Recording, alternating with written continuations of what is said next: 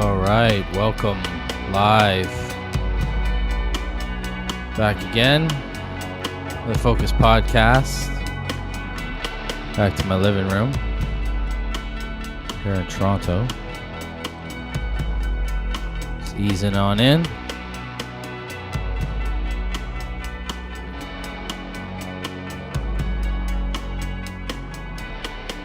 And hey, how's it going? Welcome. Let me just get this volume down here. Get this volume down. All right, welcome to the Focus Podcast number 21 in the year 2021. Here we are, and we're in some lockdown still in Toronto here, and so this is the next best thing to doing music shows, live shows, and keeping everybody kind of connected. And let me just bring that right down, a little subtle. And just this is my way of kind of bringing the music community together that I know, and just keeping in touch with everybody, seeing what they're doing throughout this lockdown, and how they're dealing with it musically. They've been creative. What's been going on. So yeah, I'm going to get right into my first guest tonight. I got a host who's been a musician here in Toronto for a long time, and he hosts a open mic session at the Painted Ladies every Monday night, and throughout this whole pandemic he's held it down virtually.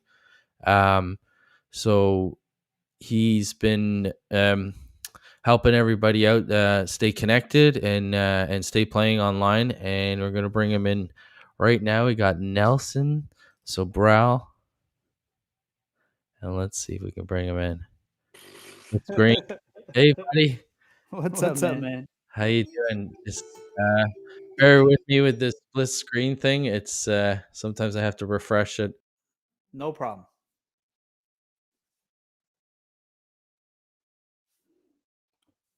Let's go. And no, just want to cooperate. Oh yes, Oh, there good. we go. Look at that. In times a charm. Yeah. All All right. right. Oh, all right. How's it Now going? we're focused. Yes, partially. Oh, All whoa, right. Let me. whoa, Whoa. whoa, whoa. Oh, What just fucking happened there? we just went to another dimension, What dude. the fuck, man? Whoa. Whatever you're doing, keep it going. This Whoa. is the whole show. That's the whole show, is that? That's it. That's it, folks. You Oh, tuned in fuck. to the best part. That was a great trip, We guys. just, See y'all later. yeah, Nelson and I just did DMT right there on air. Great. And Here's yeah. what also is tripping me out. How was my hat forward written? What the? Because It was that. I'm on a self-facing camera, so it Is should that be dimension we went into? That's what it was. It but was on that other. screen, it's forward. These are things I can't explain. This is I we don't need a under- scientist You're a on here. camera guy. You should know this, right? So I'm on a front-facing camera, right? Yeah, and it's flipped. The reverse. The So it lens should be flipped. It should be backwards. It should be Noslin Larbos, which is my name backwards, but it's actually spelled forward. How is that happening? Does this program flip the screen automatically? Yeah, I think it does. Yeah, Okay, because it does that. It does that. It corrects it, I believe. that is what is over there. That's okay. Really weird.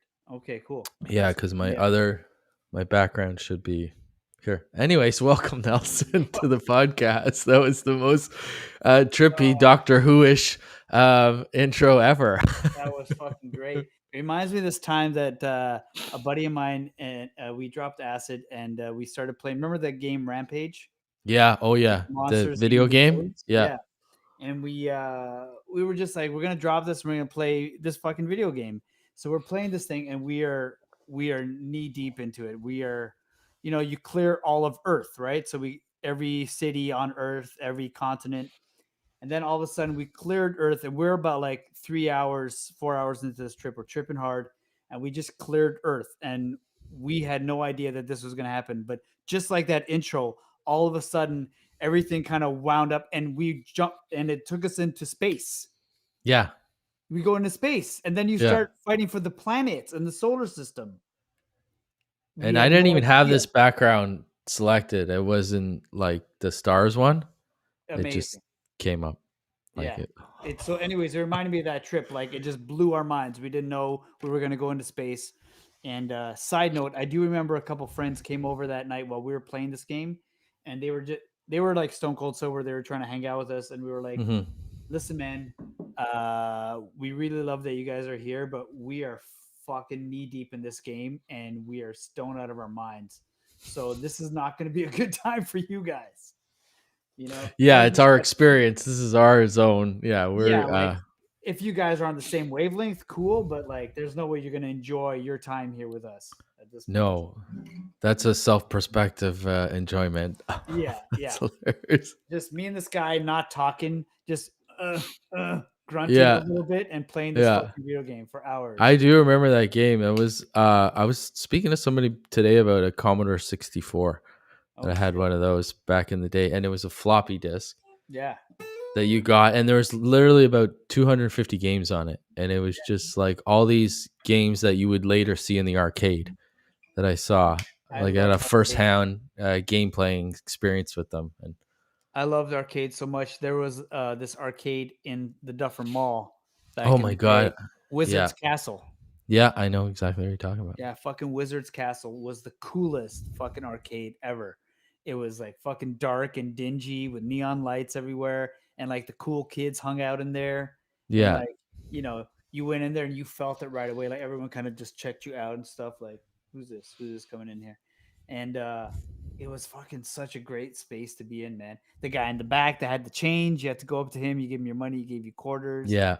Oh, what it I like grew up in that like lifestyle in Toronto yeah, as a kid too, because I'm an '80s kid, early yeah, me '90s. too. Yeah. And I went to Winona up Okay. on St. Clair in there, and that Mhm. was like a very arts oriented school, Okay. like grade 7 and 8, and a lot of like privileged kids got Mhm. to go there with but somehow my mom got us in. I got me Nice. in there, like being part of the teachers board and stuff like that, and volunteering, and so it was like a cool experience living in Toronto like that. But I would always go to these arcade places Mhm. all over the city. There was one down on the street there, and that's you'd spend hours there all day. Yeah, man. I remember I Just got there was the one on Yonge Street. There's a bunch on Yonge Street, but the one closest to Dundas. mm, That one, I that remember I one. used to go to that one all the time. And then I remember being in there once and I loved it because it was like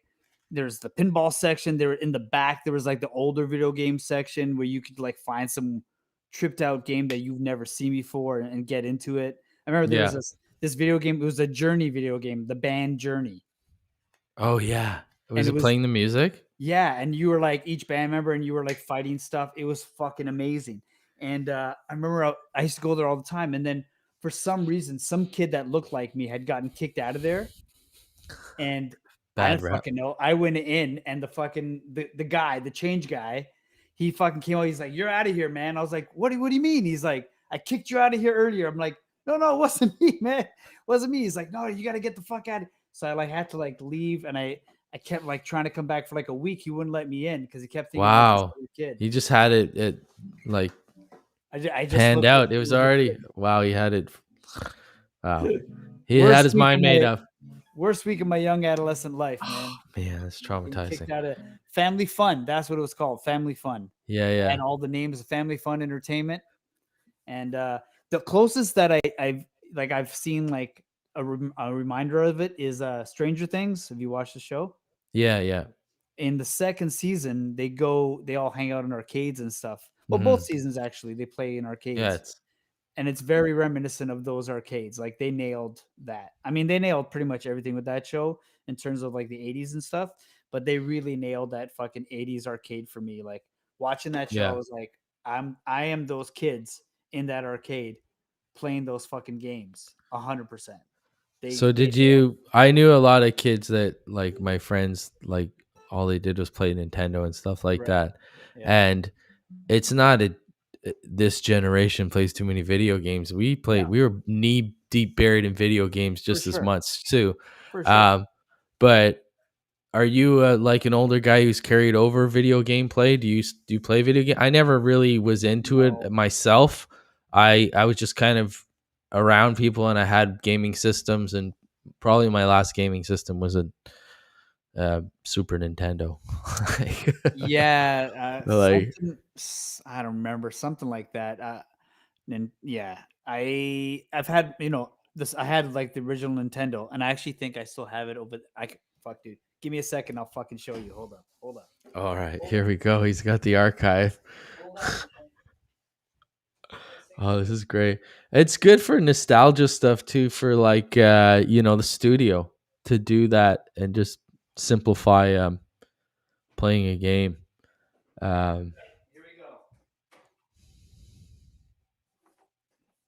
oh shit, son. Yeah, dude. Damn. Wow. Legit. That's Original pure Nintendo. legit. Like this guy, fuck. I lost a bit of my life to this for sure. Me Right? too. Yeah. For sure. I mean, like there it goes, right? The Um, first real struggles of life, really, yeah, dude, honestly, like, it was as a that. youth. It was like smoking weed, playing that fucking thing, playing guitar, listening to music, going hanging out with your buddies. That was it. Yeah.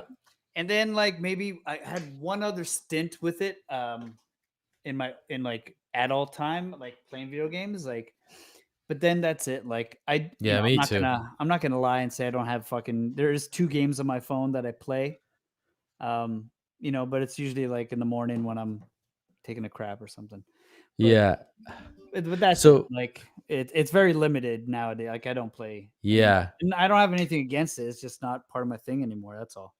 So how much I know you're doing a lot of online streaming, and you've quickly adapted to this, lockdown life. Right. Last year you took the live painted lady and brought it online quickly. I think it was just a couple months later after we got locked down, you I think it you was like started putting it online I think it the was like summer. a week after. Yeah, right away you had Yeah, it going. yeah, Um, but yeah, it's been more than a year, right? You're hosting that on the Monday night. yeah. That's That on great. Mondays, and then my own live stream on Fridays. Same amount of time I've been doing it.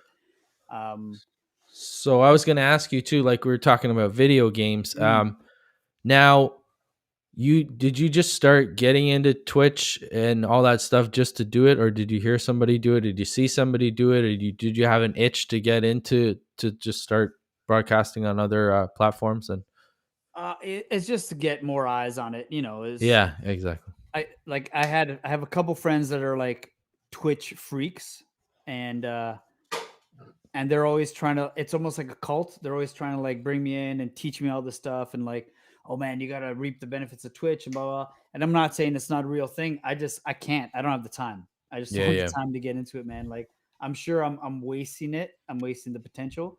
Um, but then like I just broadcast to as many things as possible. So it's like Instagram, Facebook, YouTube, fucking Twitch, and that's it, right? Like I don't know. There's not yeah. much. And There's it's not much. just like consistency, really. You got something going on a consistent basis. Yeah, and it was People are just tuning in. people are tuned in on. So the Mondays is the open mic, and the Fridays is my live stream. And for me, it's almost like bookends to the week, Yeah, and gives me something to look towards. Like before this whole shit happened, like I'm a regular gigging musician, so I'm out gigging. every night. Yeah, Yeah, I mean, I might like Mondays. I'm hosting the open mic at the Paint Lady, so for sure I'm out Mondays. Sundays is usually my night off, and then it's like Thursday, Friday, Saturday I'm gigging. So maybe Tuesday, Wednesday I have off. So maybe 3 nights off a week from not playing shows or not playing music.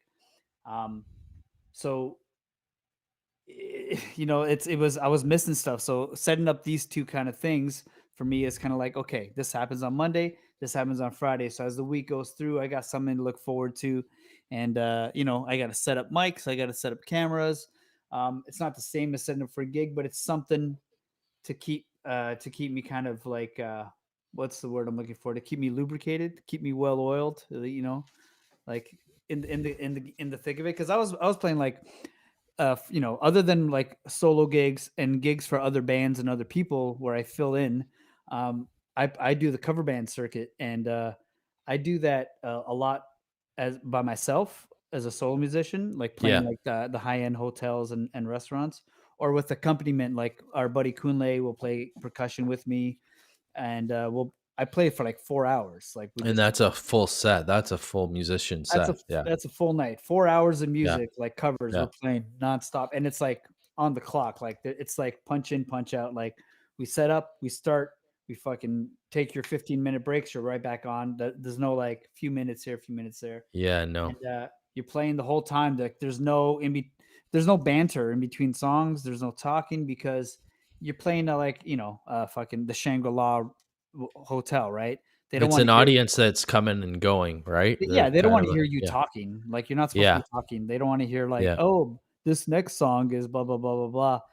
Yeah. No, just fucking play music nonstop. Is what they Yeah. want. So you got to get used to like going into the next song right away. How does this one end? Okay, and like so your mind's like I'm like looking through like, and I never have a set because it gets kind of boring because this even though it's like maybe not the same clientele, a lot of the same staff are there. Yeah. So Yeah. it's like I don't want to bore them because that reflects back on me. Because if they get bored with me, they're gonna say something like, "Oh, this Oh, guy." it's a lot of word of mouth too, right? It's like Yeah. So I always switch it up. I kind of have a flow that I use. Like I usually "What's Going On" by Marvin Gaye's in the first set because it's like smooth and it can ease into stuff, but it's still upbeat. So there's certain like songs that I'll have in different sets, but I'm kind of winging it, and I'm reading the crowd, which is a major part of it. I got to read there's a lot of like people that I feel will like Brian Adams. You know what I mean? There's Yeah. like a lot of people at the bar drinking beer. They're getting, and again, I don't say this with disregard, but it's like you read the room, right? So if I see a lot It's of an people, instinct. It's just an yeah, instinct. a lot of Yeah. people like rocking out and stuff. I'm like, I know Yeah. that I got my first real six string. I know that that's gonna fucking resonate with them right away. Chances are somebody's gonna start giving her. Yeah, Yeah. and I see them, and once I see them, I'm like, okay, so this is what they Yeah. want. Sometimes I do that, and it fucking falls on deaf ears, and no one's like, no one's reacting to it. I'm like, okay, then you start playing some fucking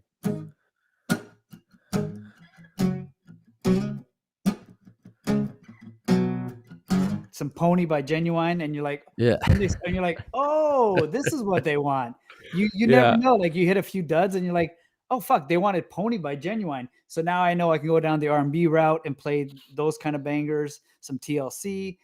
So it's like you're reading the room, you're reading the response back, and obviously when people are coming up and tipping you on stuff, you're like, okay, this is the way to go. They want Yeah. this. You're They hitting a want some, wave, yeah, a they want vibe. some Bieber. So my musical muscles were like extremely flexed, like playing 4 hours a night, back to back, and I'd find a way not to lose my voice.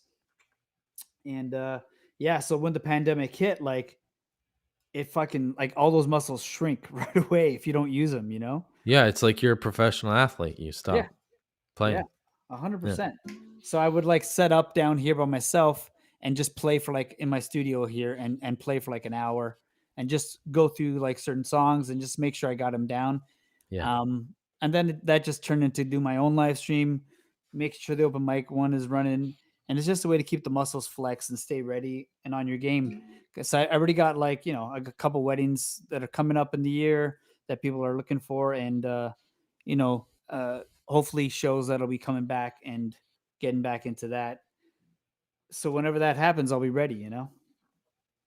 So that like I've asked everybody as well, like when that does or if and when it reemerges in live shows and stuff like that, what's your view of it? Like you've already had a taste of the transitions of it, of like the plexiglass, Yeah. separating people. Um, what's your view of it? And also like you've already spent a year live streaming, so you're well aware of it.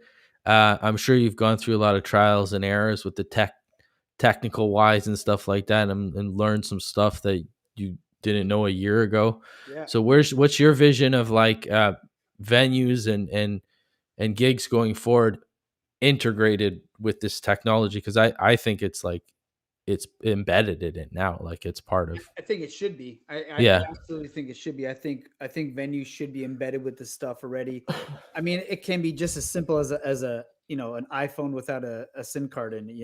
yeah, 5G phone, that's all you need, Yeah, really, that's exactly. it. Just have that Yeah, set up somewhere in the room and have the yep. live streams doing the everyone should be doing it because I think you're going to be missing out on that. Um, but regarding how it's going to look when it coming back, man, it's hard to say living in It's Ontario. yeah, yeah, Ontario, we are kind of like, we're fucked compared to most places. Like it's really fucking weird.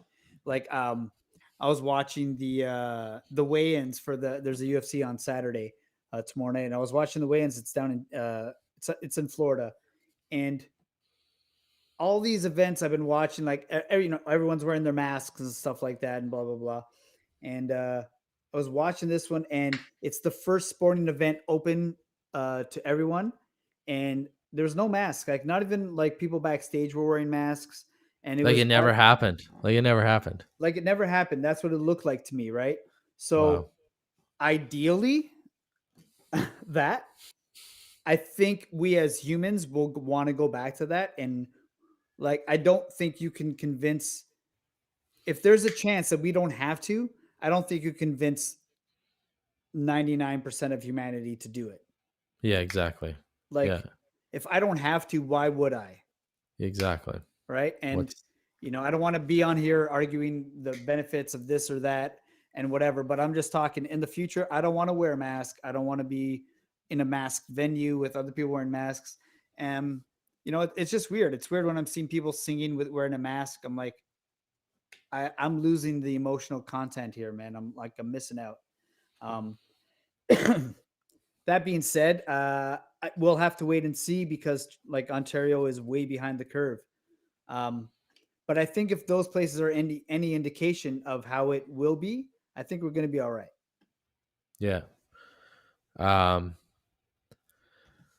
yeah, because it's funny looking from that perspective of a live venue and a big an arena venue too, Hmm. where the NHL, that's my profession, my employment. There you're seeing, I'm seeing arenas in parts of the states where they're allowing fans in, right? So Yeah. that's, but here it's like not, it's not gonna happen. Well, look at the It's Super there's Bowl, right? How many people Yeah, were there? there Twenty were a five lot of people thousand. there. Like, geez, okay, Like, all right. like, and it was kind of funny to me. Like, Money makes things happen. I don't, yeah. like, And the weekend played, and it was, he's great. It's awesome. And but I found it kind of insulting. Let me be careful how I phrase this because I don't want to shit on the weekend at all. But it was like all these musicians that I know were like, "Oh man, did you see the weekend's performance? It was amazing." I was like, "Yeah, it was great. It was fantastic." But it was almost like a fuck you to us mhm. because it was like, "Hey, you can't even fucking play music outside on the street corner without getting a fine, Yeah, maybe." But here are 25,000 people, and the weekend's performing. He's got like what 25 people with him, 100 people with him on stage, yeah. and no It's one. the same thing. Yeah, it's like it's madness, and it was like a fuck you to everybody, and I was very upset by it. I was like, it's very disrespectful to all of us that are being told that we can't do those things. You know? Well, it's like the same definition, quote unquote, of a gathering of a gig, Mm, right? So it's like, what's stopping you from doing that on your rooftop with 15 people, or your backyard, or your, yeah, that's like the same quarters, the same distance, the same, yeah. It's, I guess it's when it's on another pedestal, it's viewed differently, yeah. where it's It's just just like, there's just okay, so much misinformation and yeah, so much illogical shit yeah, is the issue. Like here's a good one. I went to No Frills about a week ago, and I had hired so a mutual friend of ours, um, upright bass player, and I had hired him for a session, and he wanted to be paid cash. He was going to be riding by, and he wanted cash, and it was the next day, and I remembered, and I was at No Frills, and I was picking up some groceries, so I was walking around and I just stopped an employee. I was like, "Hey, do you guys do cashback?" And he's like, "No, we don't do cashback." But he's like, "But I think there's an ATM around here." I was, Hmm. and I was like, "Okay." And then I was about to walk away, and I was like, "Hold on a second, but I can pay you guys in cash, right?" He's like, "Yeah." And I'm like, "And you guys give me change back in cash, right?" And he's like, "Yeah." So And how I can I was not get cash back? right. You know what I mean? Yeah. And I just like I said it back to him, and I was like, "Hey, look, man, I know this is in your rules. I get it. It's not you, but I just want you to think about that for a second because that's fucked up. Like, you can't give me cash back when I ask for cash back, but if I give you cash, you give me change back. That's what I mean. Like, there's so much like mixed messages and so much nonsense said to people. Everyone's kind of like making up their own things as they go along for to feel safe or to feel like Yeah. they're abiding by the rules so they don't get charged or they don't get in trouble or they don't get somebody else in trouble. Like, I understand how it works. Like, I get it. Like, it's not the guy that works at No Frills. He's being told by his boss or her boss, and it just goes like that. But it's just like no one knows what the fuck is the right answer. No, it's misinformed by the person that's informing you, Yeah, and it's basically just like, I don't know, guessing to adapting, right? yeah, And I'm sure businesses that they're like not being told fully what to do, and they're just like, okay, kind of vaguely do this, yeah. and then do Kind this, of and make we're up gonna, our own rules as we go along. yeah, Yeah. And just I to be safe so they can actually run their business. I get it, you know? yeah. Well, I understand the confusion because it's just like,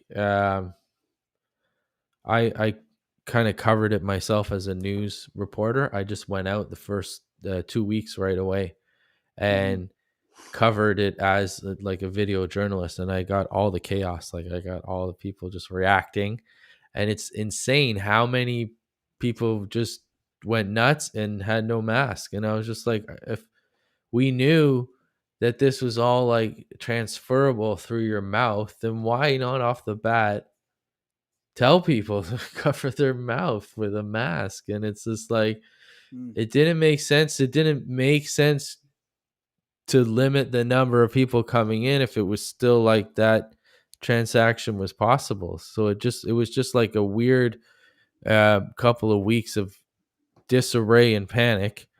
And Still, that then, hasn't changed. It's still doing and that. exactly, and there's been so much misinformation now that people don't know what to implement, right? To say. And but well, that being said, that's taking a toll on people, you know what I mean? Because Mhm. people want to comply and want to, like, tell me what to do. Like, this is what we're supposed to do, and if it's like you're saying this and then another thing and another thing, it's going back and forth. People are getting tired of it, and like, I can sense, like, you when you do gigs, it's like something you look forward to, and it's always something that when an audience member comes out really appreciates a gig. So you doing this open mic thing every Monday, what are you gathering from it? And I know very people are very appreciative of it, and I'm very appreciative of it, that you're doing it. It's it's kind of giving something people to look forward to do, And Mm. are you like you said, now you have a routine, right? Like, so that's pretty nice to have, For sure, yeah. to yeah, to give people a boost, to kind of like give a little of a little sense of connection, really. So Yeah, I mean, like, I feel like when you give, you get. And that's just it. Like, it doesn't take much it's a couple hours out of my day. And if it gives a bunch of people something cool to look forward to or something cool to partake in, then why wouldn't I do it? Like, it's like a no-brainer, right? yeah, And there's people that I've never met only through this. Like, there's a whole crop of people like I never met other than through the live stream, like that never made it to like, or they came to the Painted Lady, but you know how it was always so packed and hard to yeah. get on the list sometimes, which people always gave me shit for, like it was my fault. Kids that you made that it was popular. Yeah, I'm sorry that there's a Oh lineup man, of it people just out the door. yeah, the amount of people that would like get mad at me was is the best. What do you mean? Are you serious? Yeah, man, I'm Yeah. serious. Yeah. You know, I'm here. I'm like, yeah, I'm like, so Yeah. are all these motherfuckers. Like, all these people in here are here too. Yeah. It was the best. Yeah, it's it that I don't miss at all. I don't miss that. I don't miss the drunk guy talking to me and spitting in my face while he's talking to me. I don't Yeah. miss that guy at all. No. There's lots of things from live gigs I don't miss, and Yeah. those are one of them. The drunken assholes that just come to the bar. It's going to be interesting to see if any of that changes when we do come back from live gigs. Yeah. It'll be interesting to see if that. I doubt it, but it'll be interesting to see if people change. People change. Like, are they still going to go to the bar and be selfish and like Yeah. not listen to the musicians play and make it all about them and their night? Um, That's what I'm wondering too. Or is there going to be like a surge of like appreciation for I think. live music? Oh, I I want don't. to say yes, but I doubt it I doubt it because too. I don't know Honestly. if Yeah. I don't know if you remember, man. Remember we were back in the Painted Lady for a few weeks. Like, when was it? Like, August, September, In the October, fall. Yeah. In the fall. Yeah. right? Do you remember people coming in and still fucking talking and making noise? Yeah. Right? Like, yeah. It's like, guys, go outside. This is the Yeah, only place probably in the city that's playing music. And it's yeah. like, if you don't want to come in and enjoy the music, it's nice Why? outside. They have a nice patio out front. Yeah, There's a great tiki bar that they have out front. Go yeah. chit chat there. Someone It's literally came up to me no, when the live music started, and they're like, "Oh my god, I never thought I would hear live music again. This is amazing." And then within 30 seconds, just started fucking blabbering away and not paying shut up attention and listen. to the person on stage. And I was like, "Are you fucking kidding me?" I've seen people make posts. I'd give anything to hear live music again. I just can't wait. I'll do anything. And then they're there and they're saying the same thing. And then within 30 seconds, they're ignoring the artist on stage. So I don't have faith that it'll happen. Uh, No, it's for Not in it's Toronto, humans. anyways. Toronto doesn't have music fans. I hate to say it about the city that I No, love, it's true. It's the but we Have you don't ever have heard this supportive. expression? I don't know if you've ever heard this. It's called the screw face capital. Yeah, of course, man. Of Yeah, course. sure. That's yeah. Man, I remember when I was younger, I was on a tour, and a tour. It was like a couple shows in New York, a couple shows in Buffalo, and then back, like, Jersey, New That's a York. tour. Yeah, Yeah, it was a tour. It was enough. yeah. It was fucking awesome. We came back and we hit on the Saturday night. We hit the Cadillac Lounge back in home, Love the Caddy Lounge. right? And like, home show. We're back from our tour. Yes, and we're landing in Cadillac Lounge on the Saturday. We're playing all these shows in like New York, Jersey, Buffalo, and fucking crowds are fucking digging it, dancing into it, doing the thing, paying attention. We're like, fuck yeah, this is amazing. Now, you feel what it's like to be a band playing shows to people that want to hear you. Yeah, It's really important. And then we hit the Cadillac Lounge and we're playing, and we're greased, we're good because we played all these shows, so we're tight, we're good to yeah, go. We're not playing bad at all. We're playing, and I'm like fucking playing, and like after each song, it's like I'm like, yeah. what the fuck? I'm like Golf, asking the band. I'm like, turn it golf, back. I'm like, motherfuckers, are we man. are we out of tune or something? Like, what the fuck are we doing wrong? Like, and then I was like, we're fucking home. We're We're back back in home. Toronto. That's the welcome. You got the welcome We're clap back in back home. Toronto. No, Yeah, let me see. no, no. Let me see what you got. You're. What do you It's got not there? you. It's not you too. Yeah, it's not. Okay. Yeah. What do you got there? What do you got there? Well, Toronto's infamous for, at least from my perspective, from A lot bands of that people. are that have come from Toronto and have blown up somewhere else and Right. then come back to Toronto. It's like, oh yeah, I supported that guy all the time. It's Of like, no, course you you did. didn't. No, you didn't. You were the only person in the horseshoe when they played there that night. Yeah, exactly.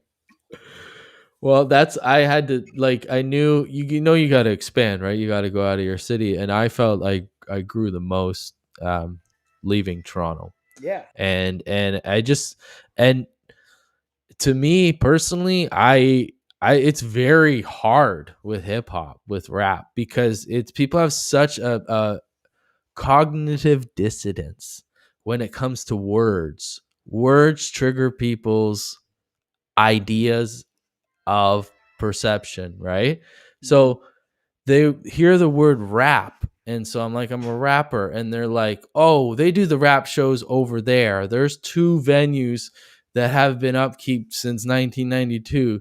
They do all those there. And those are uh, pay as you play. You know what I mean? And rap is like the most taken advantage of when it is like showcase shows, Right. because what they do is they slot you by terms of selling your tickets. So it's like, um, the more you sell and the more you bring in, they're going to up you by the slot. And that, I think that goes for some showcase things. That's been going on That's for rock standard. shows. Yeah. That's standard. But it Yeah. sucks with hip hop, because you get all these guys that have been there, like old guys, like guys from Wu-Tang, and like guys that tour around. And what they do is they get the openers to basically pay them to fucking play for them.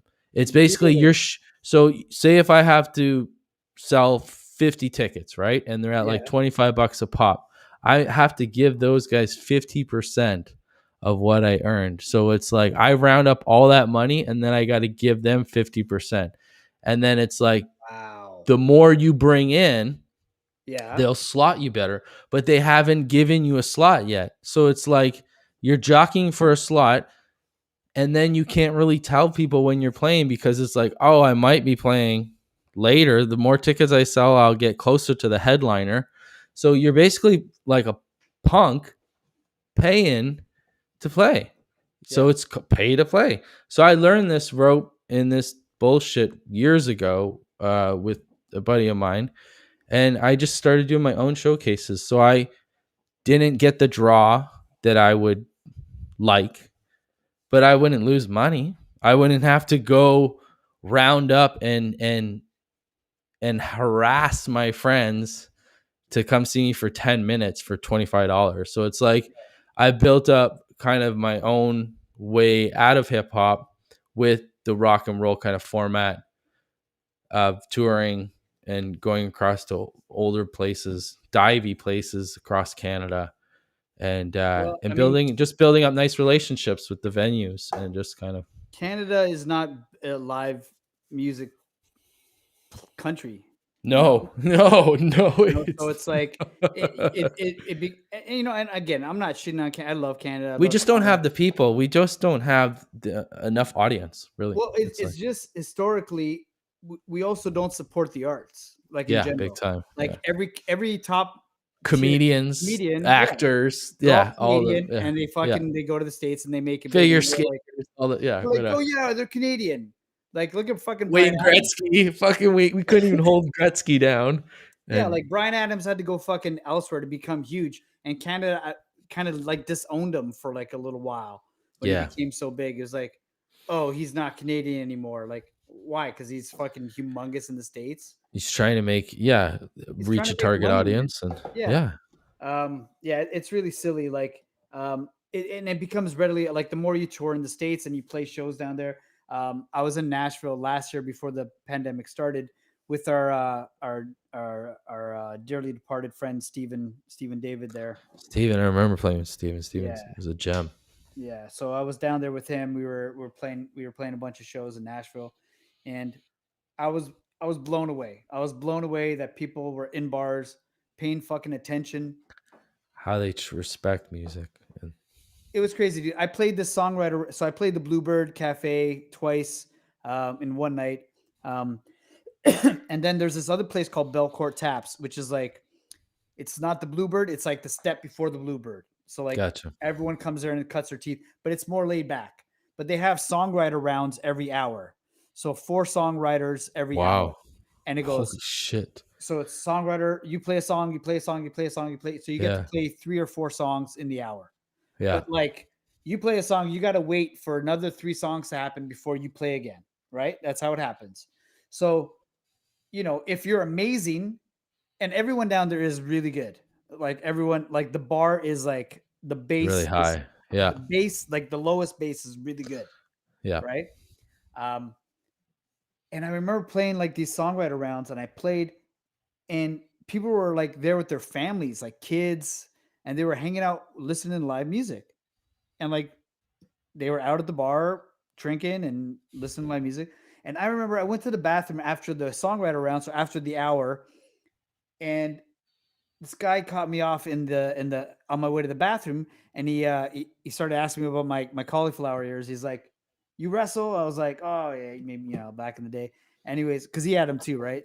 And Hmm. but he was like, "Hey man, that second verse in that second song you played, the line that goes blah blah blah blah blah," and I was like, Wow. "How the fuck do you remember the second song of the second verse? Like I He don't really remember the second song I played." he really appreciated it. He was Well, like, like that, but that's the level of people paying attention. yeah, Like people are actually sitting there listening to your songs. Like they're not like, yeah, they'll be on their phones too and doing things and whatever, like, everyone does. But it's like they're paying attention to your songs. Like, is this a fucking good song or not? And if it is, I really like this part. I dig this part. And they want to know about it. It's really interesting. That shit blew me away. And people don't care about anything other than you have good music. Now, that being said, it's not as varied musically as, say, Toronto. yeah. See, like you get to do Well, your that just thing comes here, with the culture. Yeah, right? Yeah. Like you get yeah. to do your thing. Everyone gets to do their, like Kunle gets to do his thing. Everyone gets to do their, Style. left to center kind of style, right? Like Yeah. not mainstream kind of stuff. And like down there, it's not that it's frowned upon. It doesn't happen down there. No. It's very like verse, chorus, well written, well played, well structured songs. Like everyone has a Taylor acoustic guitar, like, and everyone's basic rhythm is good. Their strumming is Hmm. good. Like the bass level is fucking high. And then it's just like paint by numbers. Like you fill in the blanks of like writing these, you have these parameters, so you just write these great songs within those parameters and inject it with your identity, for lack of Like a a better word. stamp, like a good stamp, pretty Right. much. Yeah. But Yeah. it's very music based. If you can't play and if you don't have a good song to sing, Good night. no one cares. Whereas here, Yeah. people give you more and more leeway. Oh, okay, yeah, it's If you cool do that with we, heart and gusto and you got something yeah. different. Yeah. I I agree. was on this other podcast, um, all about the song podcast, and we were talking Gotcha. about that with comedians, and we figured out why it's different. The audiences are different, like how comedians and musicians are on stage are completely different, Oh, because fuck yeah. with Trust. comedy, if you tell the joke, there's only two reactions the audience has: they laugh Or or they they don't don't laugh. laugh. Yeah. That is it. They don't fucking clap. They don't do if it's funny, ha ha ha. If it's not, I heard Dave Attell say it's not a joke until somebody laughs. 100%. It's true. But with music, if you fucking play, people, even if they're like, well, they're like, oh yeah, yeah, good job, good job. Oh, you did something with the music. Okay, cool. That's right Yeah. on. Good stuff. Yeah. Like, you hit that last chord. Thank There's you. just like Bye. courtesy clap kind of. Yeah, yeah, People yeah, always yeah. do that for music, always. Yeah. And Yeah. that's the difference. People always clap for people playing music Mm, and comedy. you're It's right. very A cutthroat. 1000%. And that's where I kind of have a correlation with comedy as a rapper as well too, especially if you're doing acapella rap, because Right. everybody's like hung up on every word you say, For sure. and it's just you and yourself and you're up there. I know exactly what you mean with comedians and musicians playing, because I did this one place in Montreal. I can't remember. It's really famous and they do a lot of open mics. But it was like a mix comedy open mic night with music. Oh, no. And uh, I was there with a musician we both know, Chile? Nova. Oh What's her yeah. name?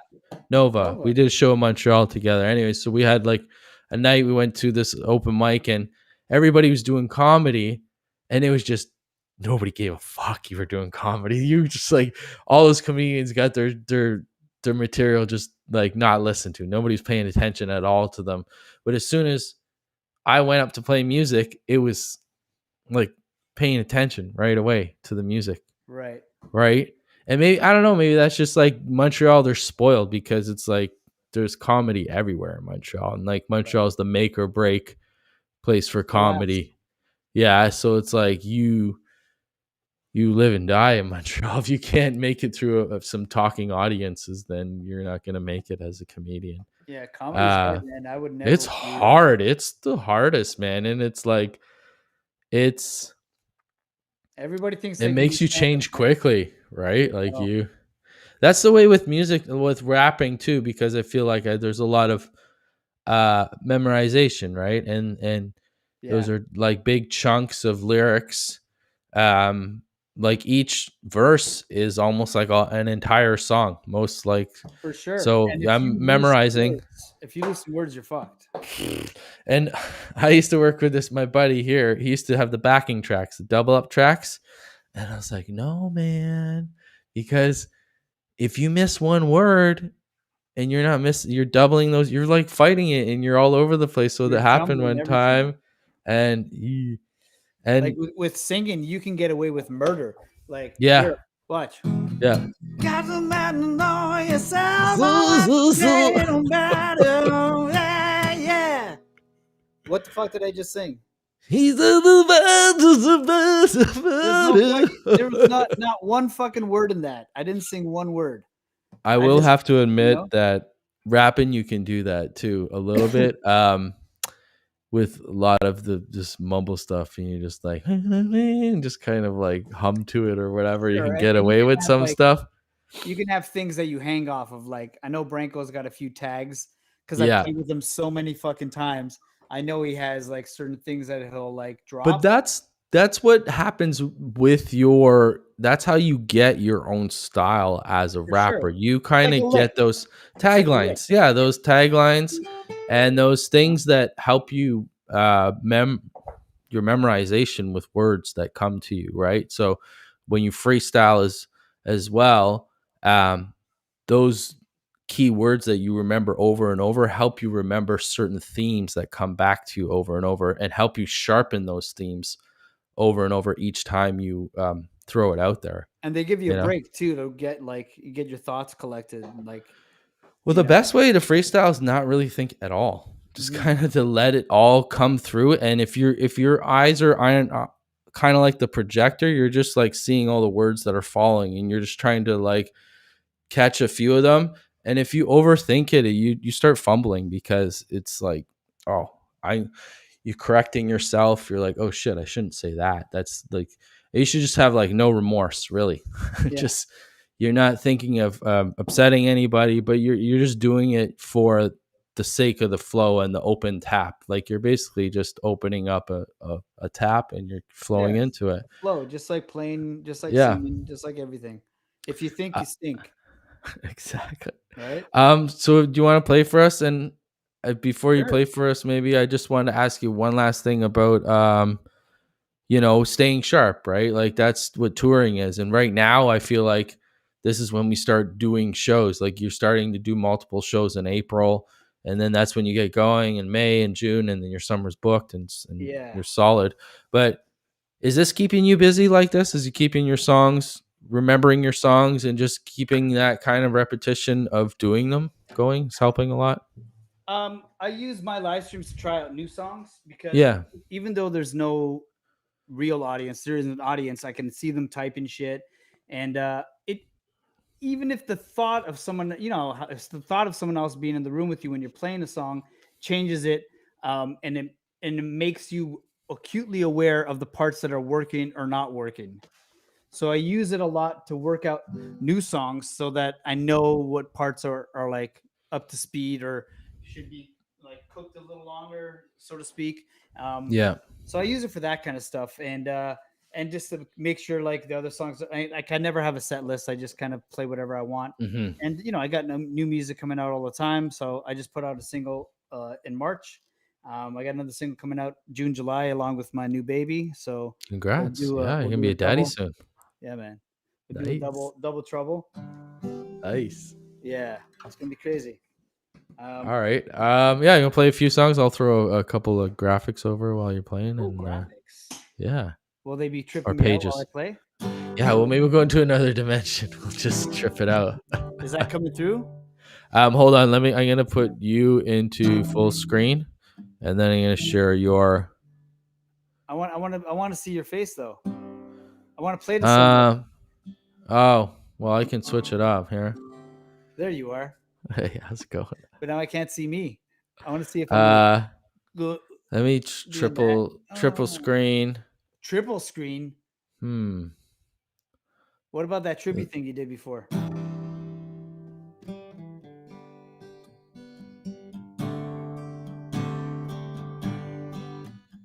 Whoa. Guess not. Mm. Are we going? What are we doing? Yeah, go ahead. Sorry, I can't get it to work. Get some. Just keep fucking with shit while I'm playing. It'll be All cool. right, I'll sounds good to keep an me. eye out and I'll like be tripped out by it while it happens. We'll see Sounds good to me. if it affects the song in any way. I like it. This is Let's my go with latest it. single. It's called Pendulum. Awesome.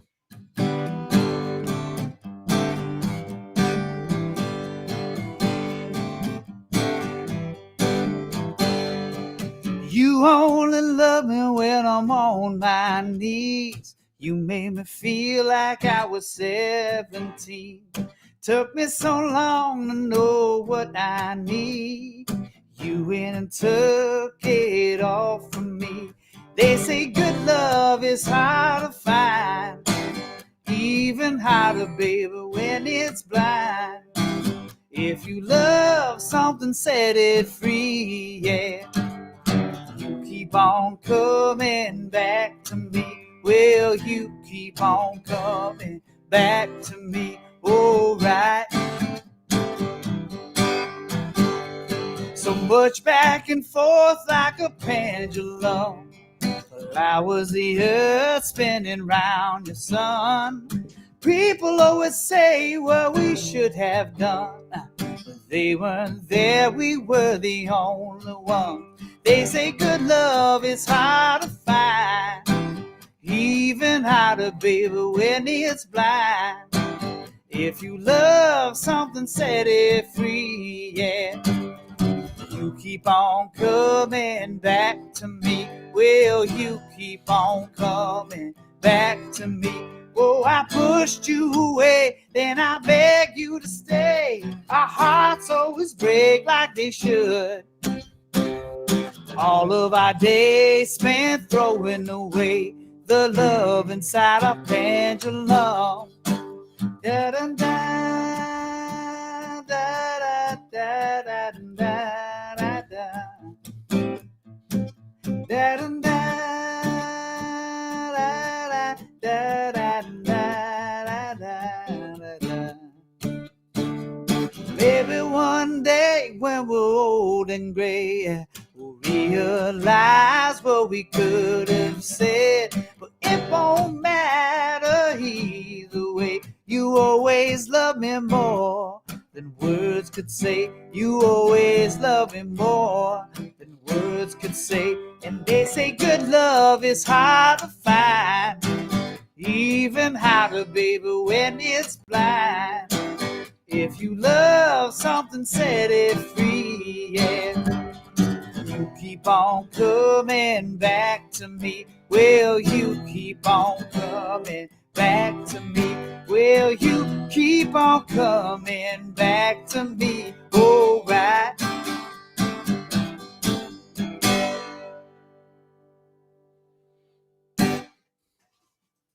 I dug the graphics, man. That Yeah. was cool. Yeah. Trying to do what I Just can. tripping me out. Just like just pressing buttons, man. Really. Pressing buttons, making shit happen. I loved it. So I got a little funny thing of just pressing buttons. It's like big television switchers, right, in the Yeah, control yeah. room. Um, so I work in the Air Canada Center or Scotiabank Center in the Mhm. games operation. So I'm in the control room, and we have this like archive of bloopers that's on the EVS machine. It's like the replay machine, right? Okay. So we have all these bloopers of like fans groping other fans, and it's just yeah. There's like Yep. a lot of wandering camera operators sometimes. Wow. So, hey, we're just telling a story. People do it, and we just capture it. Absolutely. You're Anyway, just so I'm making messing stuff around happen. on the switcher during I don't know. I'm pressing buttons during uh before the gates are open for the event, and this footage goes to the jumbotron, and all the people are having their staff meeting and stuff like that. So I can hear all these people laughing down in the bowl, and I look out. I was like, "Oh fuck!" What did you put on Oops. there? It was the groping thing. There was this one. Like we have the people they're called gamer operation people, and Right. they're like kids that do all the games, corporate games during the live event. So they also act out these sketches that we do on the jumbotron, like pretending to propose and all that stuff. All those ones that you see are dramatic they're all Right. rehearsed. They're all Yeah. done. Anyway, so there was one like before we went to camera, and the guy's just grabbing the one girl and I don't know, feeling her up, and she was fine with it. She was consensual. It was All right. There we yeah. go. Anyway, I like so that this is how our conversation is going to be ending today. yeah, exactly. It just all comes back to the B roll. Pandemic. We got that B roll. Yeah. Back to the pandemic. Yeah. You got Dame coming up next, eh? Yeah, so speaking of the Painted Lady, that was an OG from the Painted Lady, Yeah, and man. now he's out in the Caribbean, Guatemala, isn't living he? the life. Yeah, Guatemala, yeah, living the Yeah. life, and He's yeah, been there this whole time. yeah, it's a Smart. different perspective of this whole thing going down, and it's cool to do this. So I did a test with him earlier, and we're gonna play some jams and chat. Cool. But Is he backstage waiting? yeah, he's on the standby, and we're gonna pull him in soon. Bring him in a three-way so I can say hi to him. Let's see if we can pull this See if we off. can do that in. Hold on, let's see 1, 2. Yes, It fucking worked. Dave. What's up? How come I got the big screen? Am I Hold on, I think let me see if I can get your audio. I think we got the audio. Guatemala looks good. I can't hear him though. Oh, sorry. Oh, that's my fault. Oh, there we go. Yeah, that's my fault. Hey, Dame, how's it going? Not too bad. Welcome. You can also hear the crickets because I have a door. Oh, that's nice. This is how it sounds at night. You can hear the loneliness of the city's heartbreak behind me. I hear the fucking crickets over there. Fucking Guatemala. Speaking of comedians, right? Crickets. Listen, I don't want to take Dame Shine away. So dude, no. Listen, don't worry about that, buddy. No. I had a whole hour talking to this fucking guy. It's good to see you too, man. Yeah, good man. to see how healthy you look. Yeah, I'm all right. Yeah, Guatemala's doing you well, eh? Super well. Wow. Yeah, super well, man. Yeah, we managed to put together a studio down here, actually, recording. That's amazing, dude. What is this? Your bedroom that we're in? No, this is where I'm in the studio. Oh, nice. Yeah. Does that thing behind you look like a little? Yeah, it's a place for people to sit while I'm mixing and they can listen. It's all civilized, man. All comfortable. Yeah. Super comfortable, man.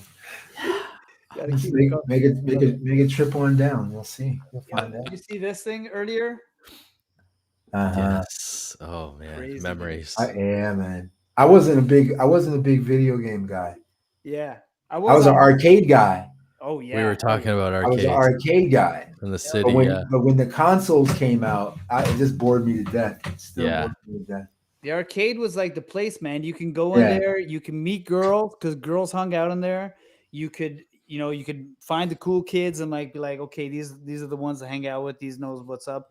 And if you got into certain things, you could find anything you need in the arcade. Yeah. If you knew how to look. Candy. Yeah. All candy. It was there. It was all there. There's candy galore. What else did you need? Video games, candy. A lot of life lessons. And girls that were taller than you. Yes. Yeah,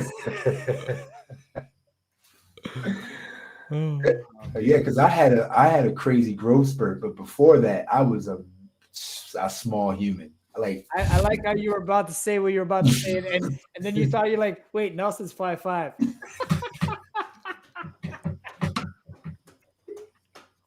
I'm okay with it, Dame. My bad, man. My bad. Okay man. My bad. I was like, oh yeah. we need different people to do different things. No heighting on here. No height. If you come over my house, you can have all the top shelves. I got nothing. Okay. They are fucking empty. Me and the Dude, I wife. do that instinctually. I just put shit on top of fridges and stuff. Yeah, bro. People are like, "Where's my shit at?" I'm like, Cereal. "Oh, it's right here, man." Tupperware I'm not gonna use for Hey, a stop moving my while. shit. Like, stop putting my shit on the top shelf. I can't reach it. Right. I'm like, my bad, man. It's just instinctual. It's like It's eye right level there. for me. He's like, I just stick it right Oh there. So me man. and the wife, you guys met my wife. She's like 4'9". So between the two Perfect. of us, When I saw you guys together, I was like, yes. perfect. Yeah. Yeah. We great. all our top shelves are fucking storage. Don't, Oh my god, we just you open it. Like, don't tell me you have a step ladder, man. Don't tell me you got like a step box. Several. Oh man. Oh Several. man. We have to, man. Like I can't expect to reach it. And then there's the little ones on the way, so we need the step things for Yeah. him to fucking do shit. Yeah. I just got my little man. He's not even born yet, but here, you guys talk. I'll show you what I just got for him. Okay. Welcome, man. How's it going? It's good, man. It's good. Yeah, it's good to see you. It's another quiet night, you know. Yeah. Yeah.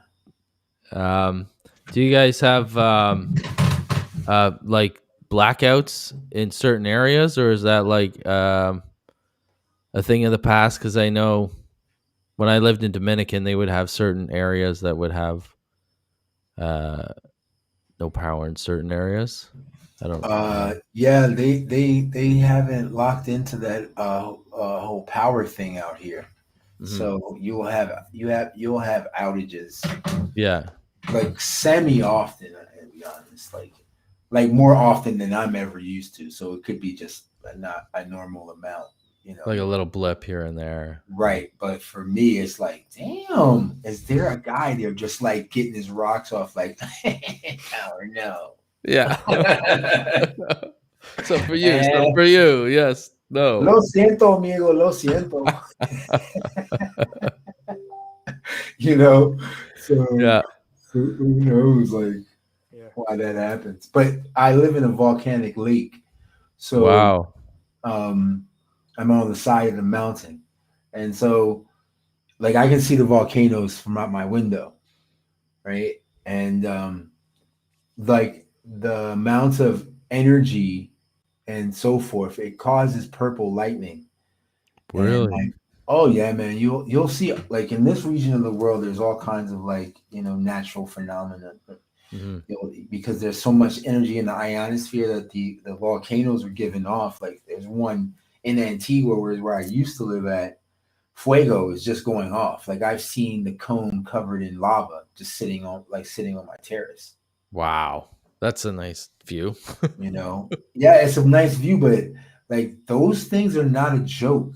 Yeah. That thing blows, which it has, and I've been here for it blowing. Like look at the mushroom cloud. Jeez. Right? Like it's going down. And you can hear it like the loudest thunder you could possibly listen to. I can hear it at the lake, and Antigua's, I don't know, a couple 100 kilometers away. Holy jeez. Like you can hear it like it's thunder right outside your door. Yeah. Like, and if that thing blows, like blows, it's not the blowing that's gonna get you, it's the iconoclastic cloud. It's the ash after, right? Not just the ash is hot as right, but that cloud is like 2,000 degrees Celsius. Jeez. It's like it'll turn you to ash instantly. When it exploded in 2018, it wiped out 2 villages. I came down here for a relief effort because I was here when it was going off before, and I flew back to Toronto literally the day before it blew. Yeah. Like blue. And it wiped Holy out moly. It wiped out 3 different villages because for some reason they wanted to build a city right at the base of the volcano. Like literally there's 3 towns. Listen, dude, it's a whole other thing down here because like this is a 1,000-year-old civilization. Yeah. You have to remember. Right? So they're just like, this is how it goes down.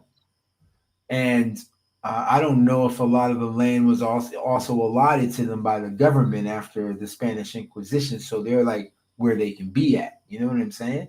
Yeah. So like, yeah, man, it's a whole different, and some of them don't even speak Spanish. They speak Cachacao Hmm. or different dialects thereof, Yeah. right? Derivative of the original Mayan language, which no longer exists, but this is like the derivatives, right? So some people, like where I'm at, like I'm in the mountains, you go further up in the mountains and they don't speak, they speak no English, they speak no Spanish, and they just speak Cachacao. Wow. So you're like in a northern part of the country, is it? And you're kind of like closed in by I'm in this, mountains, or I'm in like a center part. okay? So Atitlan was a super volcano.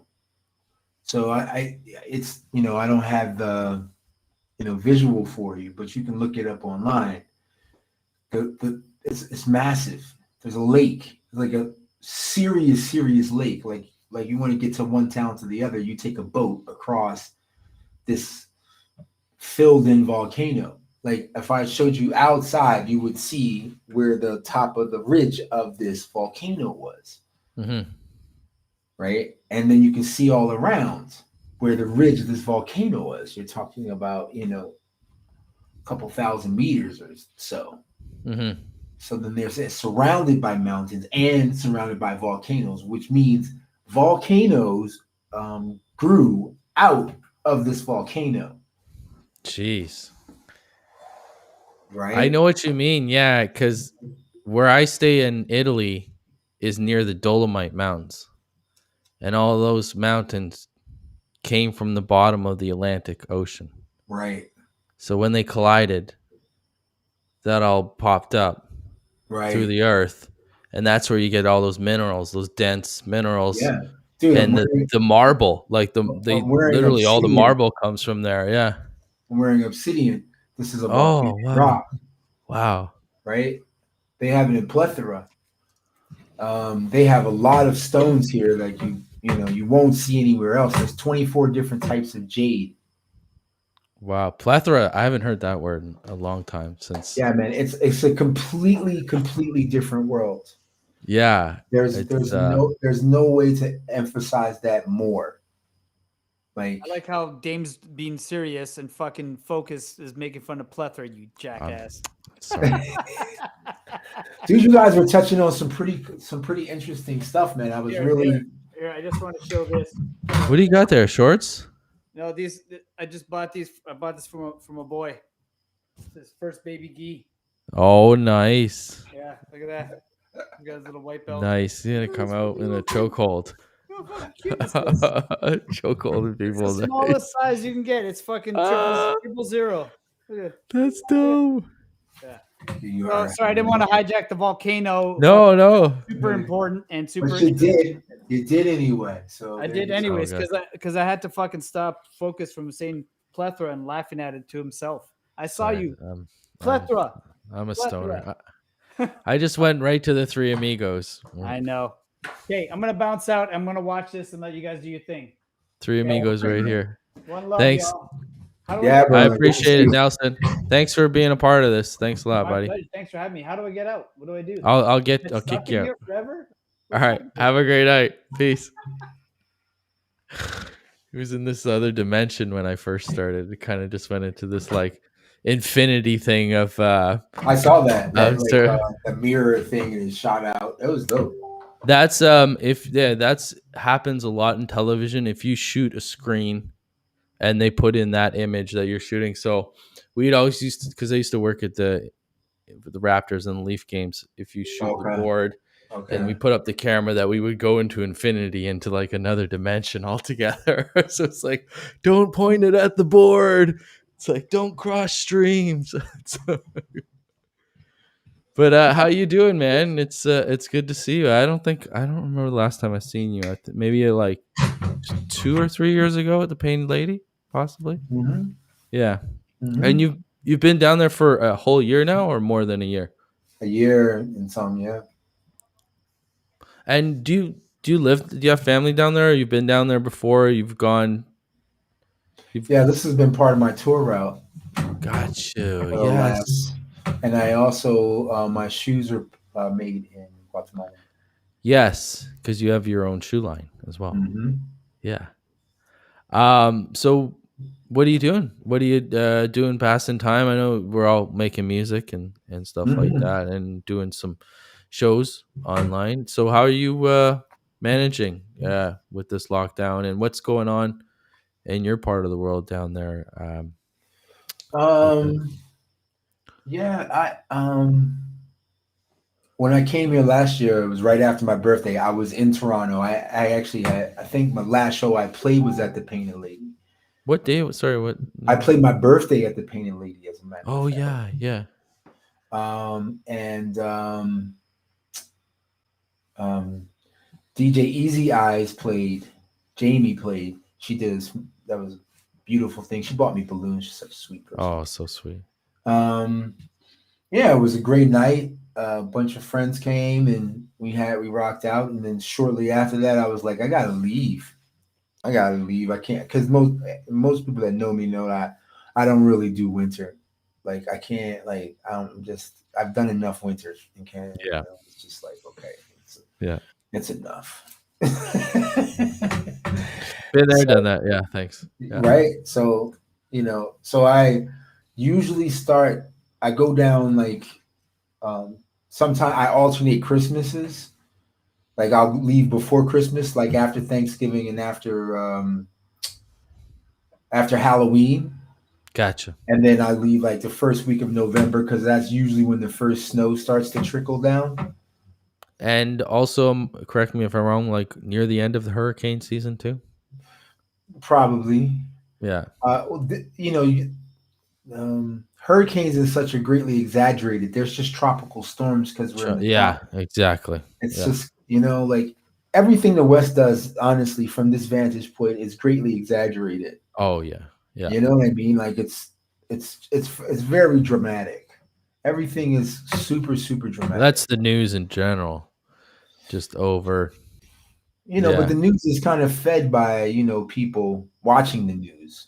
Oh, I agree. You know what I mean? Like the animal doesn't exist without the food.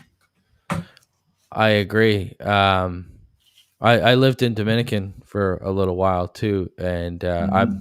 I'm a news shooter. That was one of my first things I ever did Hmm. um, as a reporter or cameraman. And Hmm. what I noticed with the news down there is like there's some like really graphic stuff like right at Hmm. 6 o'clock. But that's what's going on, and they're just showing it. And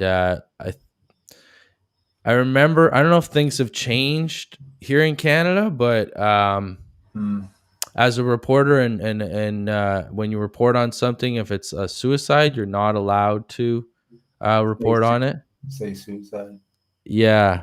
So I don't Hmm. know what the protocol is for if it's just a country standard thing or something. I tell And you what, as much as like because there's not so much crime, right, in Canada in general, like comparatively speaking to other oh places, no, not even right? close. Like it's not even like remotely close. So the interesting thing is I believe in that case that suicides will outnumber homicides, which is Yeah. why they don't want to report it. Yeah. I You know which what I is mean? addressing the actual problems instead of Right, like right. yeah, it's just kind of Because they have dancing the same around it. problem. Yeah, they have the same problem in Finland, places Yeah. like Finland, right? Like they don't have a lot of murder. It's a very Yeah. safe country, but they have a lot of suicides. Yeah. A lot, a lot, a lot. So that's I would bet that that's the reason. Mhm. Yeah, more than likely. I don't know how I got down this That's rabbit all right. hole with you. That's all right. Uh, You were talking so about reporting in Dominican and yeah, yeah. And we were when we were doing this test earlier today, we are kind of talking about like the quote unquote dream of a musician to work right, and play. And now that we're kind of forced to, do gigs from our home, right. um, it looks kind of nice where you're at with your situation and you can have an outdoor show. You can there's a Yeah, nice setting like, for you to uh-huh. relax day to day with, and like you said, you're getting away from the winter.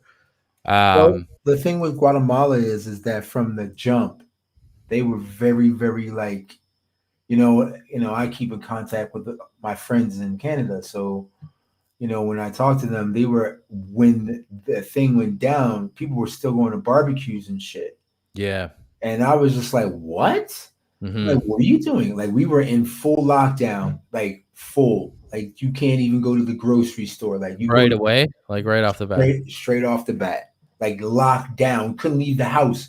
Like, Yeah. there were 7 days we couldn't leave the house, and then they would open up. Like the first 7 days, nobody, like, you, if you didn't have neighbors. See, that's the difference between the North and the South, because the neighbors will come and help you out. Yeah. Like, everybody comes together in that time, right? And I'm not saying that Canadians wouldn't do that, because I know lots of Canadians that would do that. But when you have that level of shock at first, people are like really like trying to figure out what's going on with their family. It's a scramble. It's Let's a see. scramble. It's a mad Yeah. scramble. So Yeah. that happened early in the game for us, and so like later, so it looks a little bit more sexy because now I can play shows, but that was because it was like, dude, it was like, and this is a tourist location. These are tourist locations, so it was like dystopian future, like Yeah. immediately, like not a soul on the streets. And to have like from one day where it was like popping like to the next day there was nothing, like nothing. It's mind And blowing, and if you got caught out when you're not supposed to be out, which was at all, unless you were like, they were allowing delivery service of food. That was it. because Hmm. because Antigua being a tourist town, they have it's a lot of restaurants. It's a Yeah. quite it's quite a it's a quite a lot of different food choices in Antigua. Some of them are great, some of them are not, but you have lots of choices. And there are a lot of deliveries on the And motor they can concho and stuff like and that. yeah, and they Yeah, allow so it's easier Uber. to get. Yeah. Yeah, they have Uber here. And they have Uber in Antigua, so Gotcha. you can get Uber Eats. So you weren't without options, but I would say most Guatemalans can't afford to do that. No. So, dude, it was tight here for a while. So now it's like right now they changed the curfew to 6 o'clock, meaning like bars can't be open past 6. Gotcha. They just did that last week, and they said they're going to do that for 14 days because they had the big religious processions, ceremonies, and stuff. So obviously, you're going to have a spike in numbers, right? Yeah. Any gathering, pretty That's much. right. Yeah. And then testing Yeah. gets more sophisticated and so forth and so on. Well, it just seemed pretty, lackadaisical here, where we just kind of like For a long time. slugging into it, like, Yeah. For a long time. okay, And let's close and things. now everybody's crying the blues. Yeah, They're and it's crying the like, blues. I'm like, you did it to yourselves. You wouldn't listen. yeah, You wouldn't listen. Don't tell me you were listening, because I know you weren't listening, because I was watching from afar. Like, I'm like, you guys, because I have a buddy that's from Halifax, but he's out. He's not too far from Wuhan. He's teaching English in China. gotcha. They had him in a bubble early, so I was Yeah, shocked right he did it away. early. They locked He those was- cities down. No, I'm talking about he was in a literal bubble. Really, yeah, like Like enclosed. literally quarantine, like space age Wow. shit. Okay, Like Bubble Boy. him and his wife. His wife is Oh. Chinese. Like he sent me pictures. Like he got a book deal. He got a book deal out of it because he was just ground zero. He was coming out with stuff, and he was first. Like as a source Yeah. would go, like a Canadian source. He was That's like huge. first. He was like first. So I was talking to him. That's my boy. I made shoes for him. He's my guy. Wow, that's like the So phone like line right to the source. right to the source. And so like Yeah. people were arguing with me the whole time, and I'm like, all right, whatever. And I'm like, you're getting second and third hand information. I promise you. Yeah. I Yeah. promise you, I promise you. And they were like, oh, you're being arrogant and all this other stuff. I'm like, all right, Yeah. like, okay, you don't have to listen. You don't have to listen, but you're going to pay for it. Yeah, Well, that's exactly. what's Well, here happening. we are. That's Here we what's are. happening. I even like myself, it's kind of like, how crazy it is to think like until it like bam hits us right at the front door. I was in Seattle and Portland the first month in 2020. I did a show in Seattle, and I just dipped my toes in the States. Basically, I started getting in, and my buddy who was with me, he was supposed to go to China, but Okay. for some reason the embassy in Alberta was giving him a hard time, and he couldn't go through. So he's like, I'm gonna tag along with you on your tour in Right. the west coast of the States. I'm like, all right. But the whole time we're there, he's like locked on his phone. And he's Okay. like, you realize what's going on in China? He's like, there's a city of 11 million people that they've locked down. And I think the one thing that really baffled my mind was like, okay, yeah, there's an outbreak that's, you might have seen that coming in a way, just the way we live life, you know, but I never really registered like 11 million people just they just did it. They did it really compliant. They did it really quickly. They did it like without a fuss. And they were just like, okay, this is the shit. Then we're going to have to deal with it. And then one of the first things that crossed my mind was like, I don't think it's going to go over as smoothly in North America just to do that, to like, Well, I think that's because we're not going to get the right direction from right. the And people who are right in supposed charge. to tell us right Right. off the bat. There Right is off a the bat. there's an interesting underlying mistrust of the politicians in all the parties in Canada. Oh, Right? yeah. Like everybody like that, like this is the hardest thing to me about Canada is everybody knows. No one doesn't know about any social issue in Canada. It's right in front of our face. It's right It's there. always in front of our Right there. face. Like there's stuff with the natives. Everybody knows. Every single human knows in Canada about what's going on with the natives. Everyone knows that Rob and Doug Ford were like, come on, like real on it, Crackhead. right? Yeah. Like just It's like right there. it's just right there. We all know that Justin Trudeau is not prepared. Like he's not prepared for the world stage and the maniacs that exist. He has to hide behind the United States of America. People don't really understand that. He doesn't have enough like oomph. Like there's another story, man. There's a very interesting story.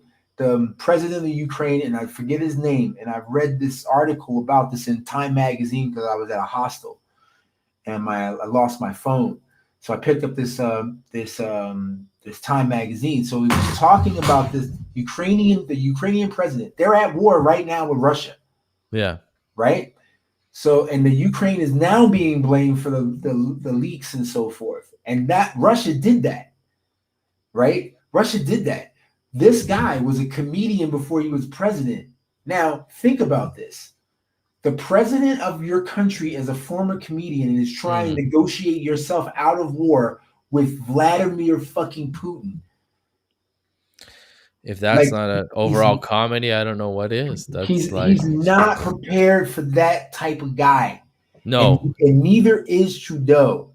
Well, the world is really run, if you really break it down, run by the most ruthless criminals you can think of. Like the most ruthless, and the politicians are basically just PR. Honestly, politicians are PR for the public to teach each other to have enemies, to go to war with each other. It's just to dress it up. It's just to dress it up to comply and the first thing that I noticed right off the bat with Trump was not even an acknowledgement of the disease. It was like 20 minutes of these companies are taken care of right off the bat. That's what it was. It was like, hey folks, don't worry. We're still going to go to Target and Walmart and all these fucking places. You're good still. Your life that is rub, nullified is still good. It the won't be rub is, interrupted. yeah, It won't be interrupted. totally. But all those other things that give you joy and freedom and thinking outside of the box, Well, that's gone. That's gone. I encourage people to like stray away from the emotional take. Is what I say That's because no offense to anyone, but like having an emotional reaction to Trump, like it's like poking yourself with a pin. And why yeah. would you keep poking yourself? No one would sit there and poke themselves with a pin, right? But my thing is just like have a real look at what's actually going on out there as far as the leaders, and you'll understand who's really running the game. Because other than that, it's not interesting. Like to me, it's Yeah. just like it's not a very. It's music is far more interesting to me than politics. You Yeah. know, it like the history of music. There's so much amazing history. There's so much like when Nelson was talking about the scene in Toronto. Um, I also think that there isn't like in other places like there isn't enough collaboration. Like everybody is like in the open, very kumbaya. Like when you go to the venues and so forth, and we're all going and doing open mics, and we will on occasion play with each other on shows. But as far as like actual output, like tracks and so forth, the genres don't mix, right? Like Mhm. you don't have a folk guy do a song with a rap guy until it's a big thing. Like you'll see Yeah. big artists do it, And then they duplicate it and they right? But then you don't see indie artists do it. yeah. And I feel like that has also because the content, like you have a lot. I find in the United States, from what I've observed, is that they collaborate with each other so much. Like you have like how many It's hip hop embedded in tracks? there. It's Yeah, embedded in their past, yeah. of their How many musical past. yeah Yeah. how many hip hop artists have like four dudes on it, Yeah. and Yeah. then two dudes branch off and do a record together? Yeah. Like Yeah. when it makes sense, they go right to it. Like Drake and Future did a record together. It made sense. But rarely, like you have not ever seen like let's say Broken Social Scene did a collaboration with Chaos It's also a terms of like I or feel some like geography too, you know what I mean? Because in Canada our cities are so far apart. yeah. We have very few times to tour together a lot and to kind of Mhm. like spend a lot of time together, where the States you can get on with somebody and do like 40 shows, 40 places in a small area, right? And you get the chance to run into all these other type of musicians and That's probably build up more relationships with them and yeah. collaborations. I That, noticed that that right away is, when I went to Seattle. It's like just a mesh of other artists, and that's what I tried to branch away from in Canada, where it's like, oh, we're just doing mm, rock night and we're just doing rap night. It's like, no, I just want to jive with the people's music that I like, and we're just gonna have a showcase together of just um. So you're doing a couple live shows you've done down there. Have you done? I've seen something you've done something from a venue or a yeah. cafe Just or I finished a residency at a place called Aqua, okay.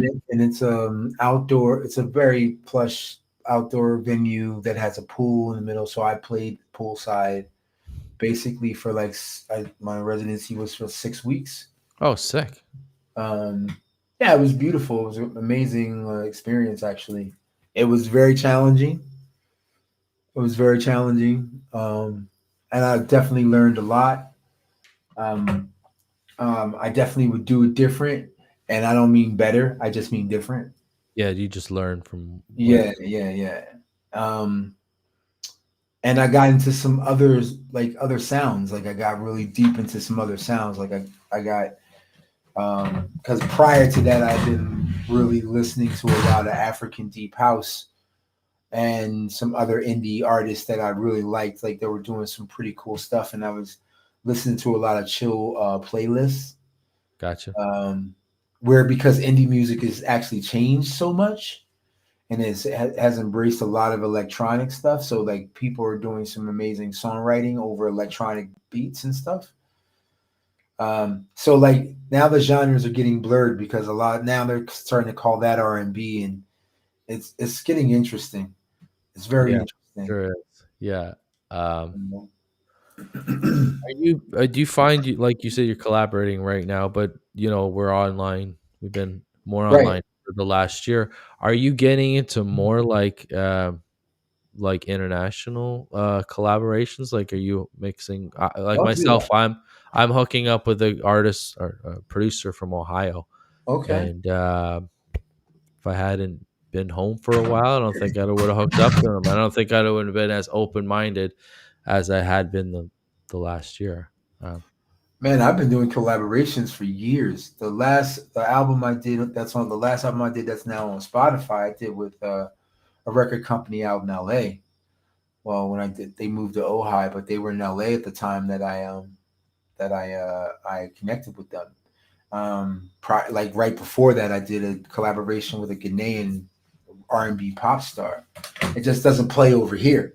yeah, gotcha. You know what I mean? Like it's like we have such a in the man. I could just tell you so many like different layers of stories about the music industry in Canada, and it's not to be disparaging. It's simply just like how we kind of see it is really not what it is. It's just not. It's so not. Um, Even like right now, because I've been telling my friends they should come down. They should be touring here. I've been touring Central America for like 6 years, Amazing. and it was part of my tour schedule. I would come down here for 2 months. I go to Costa Rica for 2 months, maybe come back to Guatemala or go to Mexico. And I've been doing that for 6 years, and then that would take those 6 months would take me to May, and then I can pop back home It's amazing. for a couple months, and then pop over to Switzerland. 2015, 2016, I did residencies in Basel, Switzerland. Amazing. I So remember seeing things. Yeah. I was just like, and then I was playing, UK, Germany, but I was based in Switzerland for those 2 summers. So I've been doing this for years, like just basing in places, but I book my shows in advance, and then I have my tour set up, but I also get a chance to absorb the town that I'm in because I'm there for a while. So I just get residencies in different countries so that I can just have a stable situation, and then I just work off of that from there because I can call places. Because once you get a residency in one place, like say you're in It's a Switzerland, relationship. Yeah, and you then you just can just build a call and say that relationship. I'm already here. I have a residency in Switzerland. Can I come and play Yeah, Bern, or can I go and play Lucerne or something like this? gotcha. So that I'm was so I'm glad I'm talking to you about this subject because this is something that's been really weighing on my mind lately.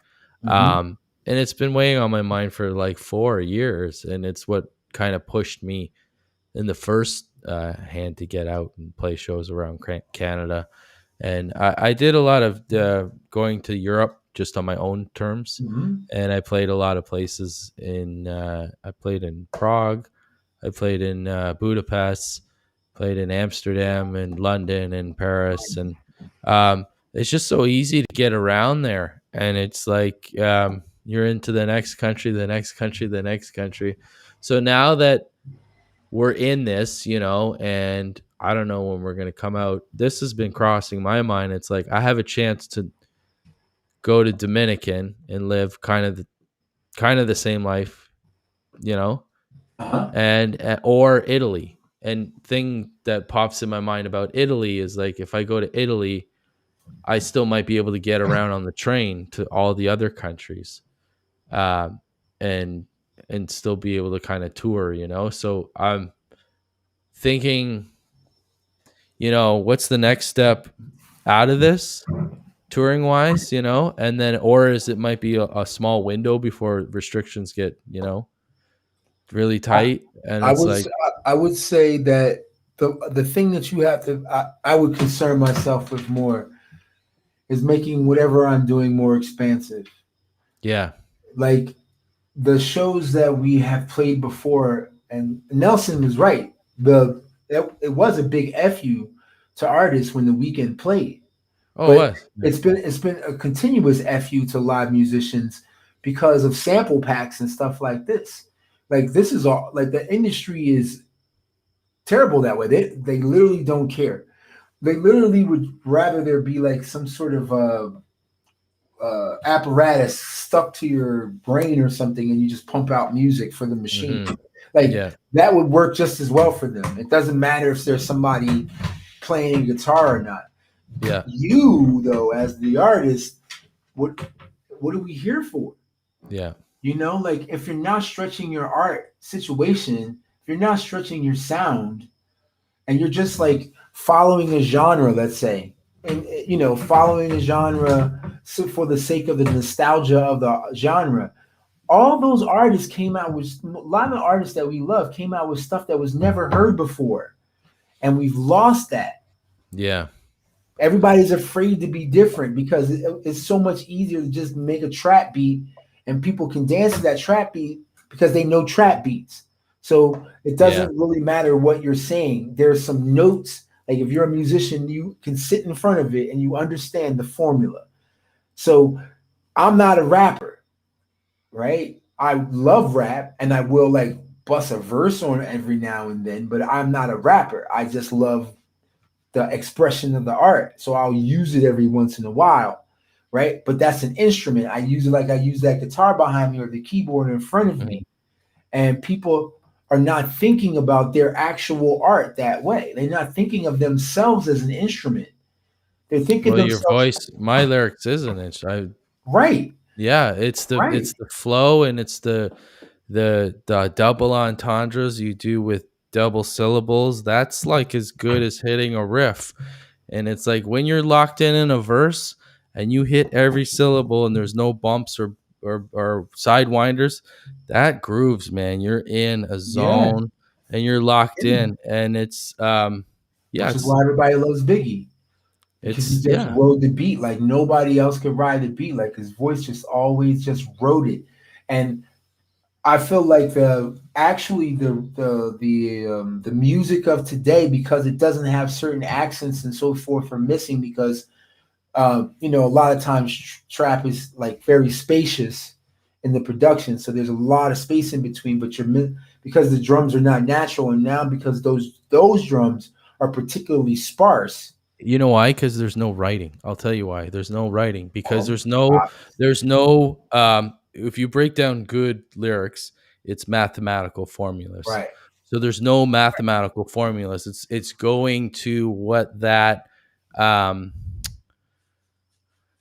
vocoder tone is, or the vocoder sample is. They're going to what one of Mhm, the keyboard sounds is. They're kind of mhm. going with that vibrato, instead of like hitting those drums where you accentuate on the words and stuff like that, where you can hear it properly and it's properly announced, and like hitting and flowing like Biggie does, where stuff like that, where it kind of gets lost in the mumble, and that's why it's called mumble rap. And it's just like that mumble bridges those kind of gaps where it's supposed to be sharp, and it just kind of blurs it out. You know what I mean? Where you can just Well, I you're mean, more listening to the beat, yeah. but some of it has like is to me it's like a lot of young rappers now are experimenting with the technology and stuff like that too. So they're trying to find their way with it too. It's like when Roger Troutman was doing the vocoder and stuff like that. It's like Mm. just it's gonna work its way out, and eventually, Oh yeah. more quality stuff's gonna come out with it. Um a lot of Yeah, quality stuff out there there's right a lot now. of stuff out there, and now there's a lot of great fusion stuff as we were talking about collaboration and stuff like that.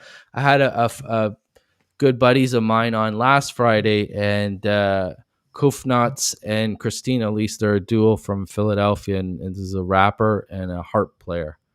So fantastic combination, and they're from the States, and that's just natural. That happens like all the time, like you're saying, and it's very rare you see that in Canada. And Because there's so much competition in the United States. yeah, You actually have to be different.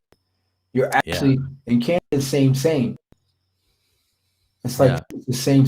Like you The were bar is talking about. higher. The bars. Nelson The was. We were the talking bar about is that. way higher. Yeah, going to The bar, Nashville and doing that, and that's the thing, man. And especially like in the bars is way higher. Once you leave, like I'm coming from the East Coast. I mean, yeah, Halifax.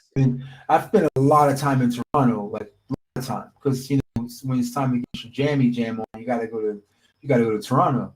Yeah, But being in Nova Scotia, like geographically, you're in the middle of nowhere. yeah. You're stuck in that area, in the maritime area. The maritime area, and I just find that not many people can be honest about because here's another thing. The average maritimer, there's a musician in their family if they don't play an instrument. Yeah. So the community gets into the kitchen, The kitchen vibe. I was just gonna say the kitchen party. The kitchen party happens, right? So yeah, you kind of there's no relative distance. Like all of my friends can play their instrument like very well. However, very few of them can just go to Nashville or go to LA or go to New York and stand out because they're people don't understand the difference between a great musician and world class. That's different. or different. I know exactly. You're dead on. I know exactly what you mean.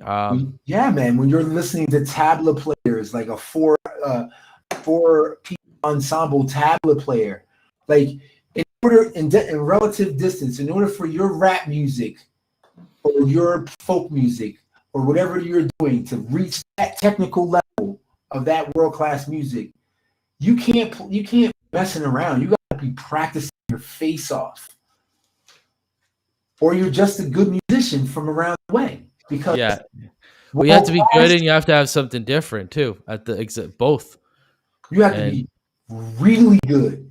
Yeah, like there's a kid here I don't even know where he's from. His name is Benny, and honestly, he's the sickest guitarist I've ever seen. But the thing is, the guy can play any string instrument. He has lyres and lutes and all kinds of he does East African string stuff. And these people travel around the world just playing these amazing outdoor festivals. But his level of expertise, he's just world class. Yeah. Right? Like there's a cute song, but then there's world class music. Mm-hmm. Right? And I'm no longer interested in the other stuff. Yeah. It just doesn't interest me at all. Gotcha. That's why I stopped going to open mics and stuff like this, because I'm like, I'm not getting better. No poo-poo on anyone else, right? Yeah, exactly. It's not like that. It's just like for me, and as much as I've been touring, I just get to see these people, and not just at festivals. I get to see these small venues, like where I'm leaving. Like I gotta go practice. Like I Yeah. Well, it's like you. A lot of open mics in your own scene too are like a lot of people play the same things. It's safe. Most people come in, do their thing, and they stay, and they feel good, and they are nice and comfortable, and they come every week and they do the same thing. It's great, and it's fantastic, and you have a good time. But if you really, really want to do this, and you really want to step out, and you want to do good, you need to get outside of your own city, go out, see, and be humbled. Like it's I've been to some places where I was just like, I need my game stepped the fuck up. Yeah. And it's like yeah, it's Can't it's be nice afraid of that. experience. It's a great experience, and I know what you're talking about, the East Coast, and I did a show in Charlottetown at Bubba's Lounge is one of the better places in the. I've played Bubba's, yeah. But I had a night off, so I went to the open mic around the corner, and just to throw my stuff in there, and I had my backing tracks on. So most people, when they see that, they're just like, "Oh, great, another karaoke, right? Here Right. we go." So, but my stuff is with real musicians, and it's like wave files, and it's done right and proper. So I played, and the host came up to me, and he was just like, "I've never heard anything like that here ever, Right. ever."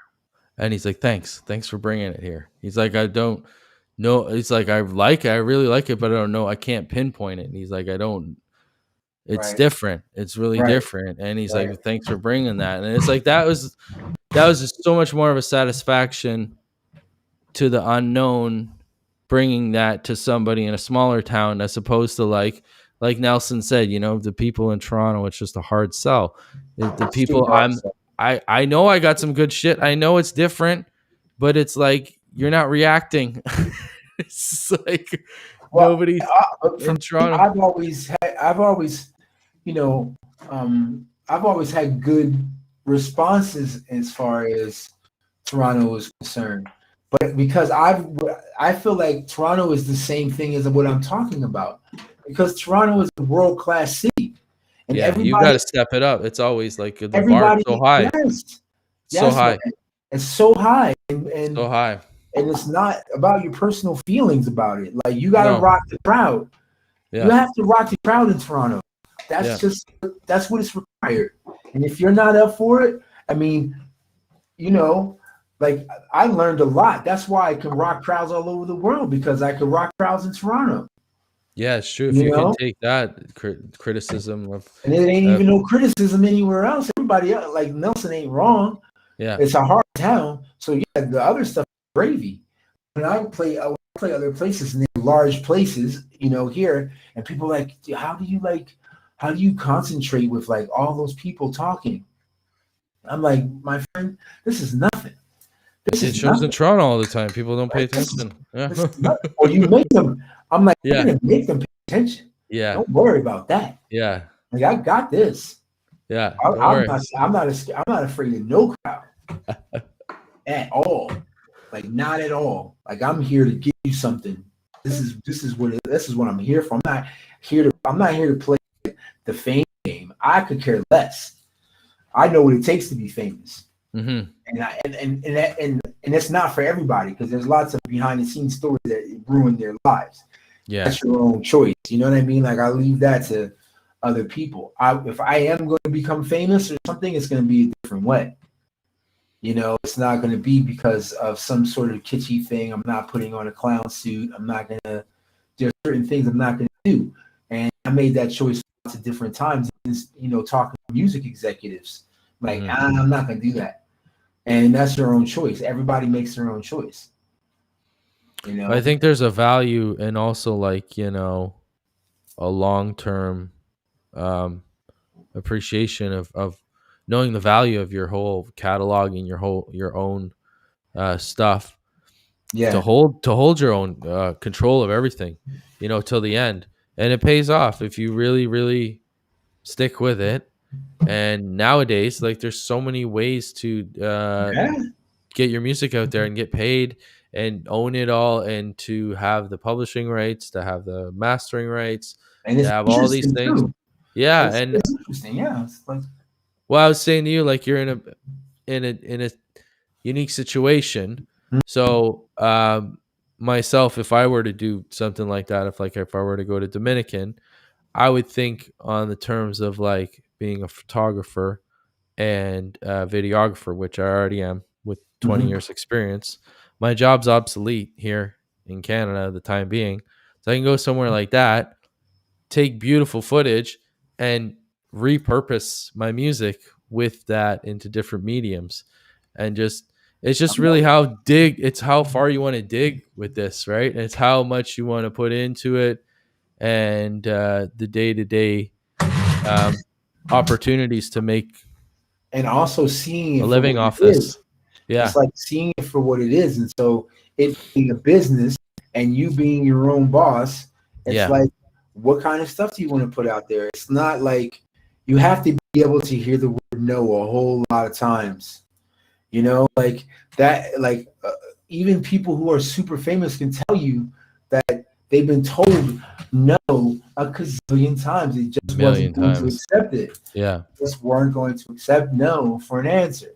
So, you know, there's yes, the industry is tough, and yes, Toronto is tough and so forth. But if you don't open up a book or if you don't open up a map, and like, because I have natural curiosity, so I've always just looked at maps and looked at globes. My mom would always give me almanacs and all kinds of like weird stuff like this.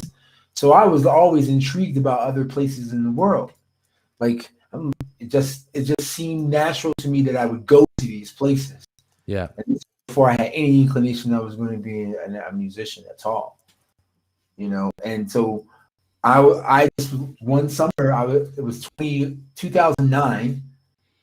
And I released a record, and it was doing all right. It was definitely doing okay for an indie release. I sold a few thousand copies of it, and I was feeling great. But at the same time, I was like, I'm in Toronto, and at that point in time, I'm like, I've passed it around to all the people I could pass this around to, right? Like, if it's not going to get any radio looks, like CBC was playing some tracks on it nationally.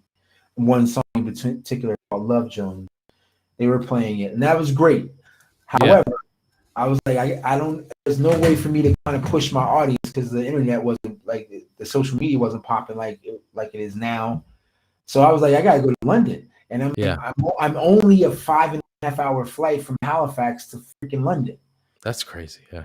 Like 6 hours most, and you know what I mean? 6 hours, 6.5 hours most, right? Yeah. Is right there, you know, and I play guitar and I can sing. So I'm like, you know what? And I have a record. So this makes sense.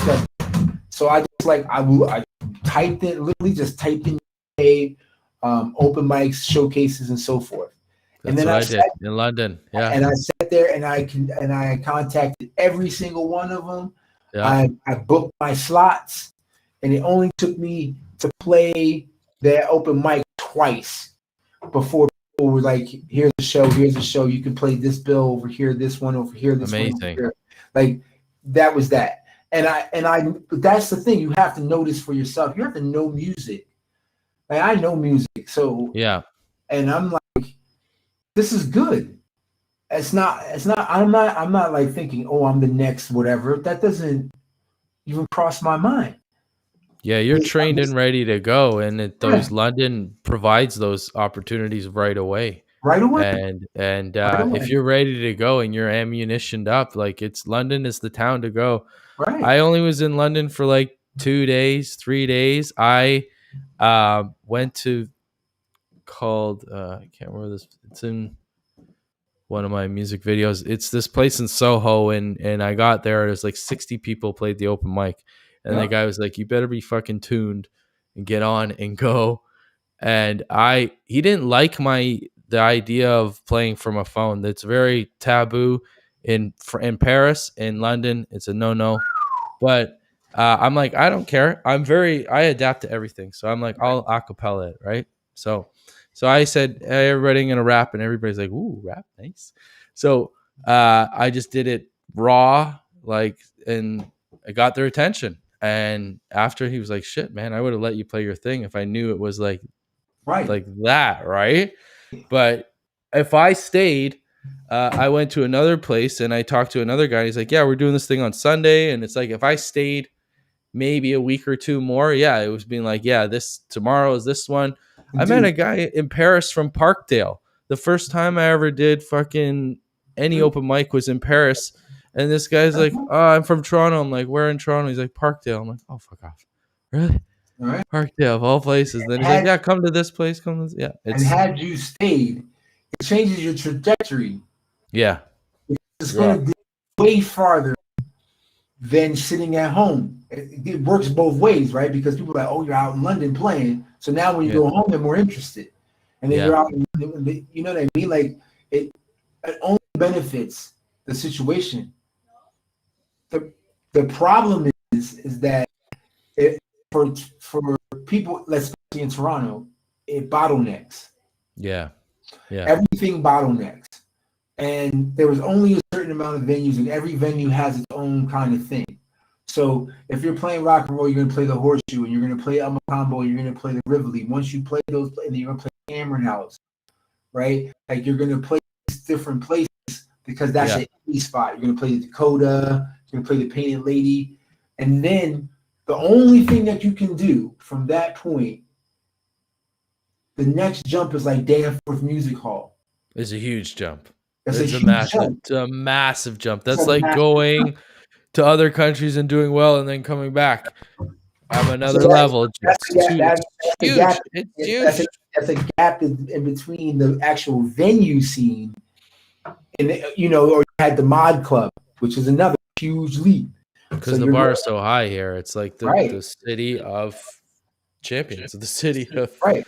Like you the can pack the Rivoli, right? Like I've known lots of people. I've packed the Rivoli, and you have a multiple bill situation, and we all did a great job and packed the Rivoli.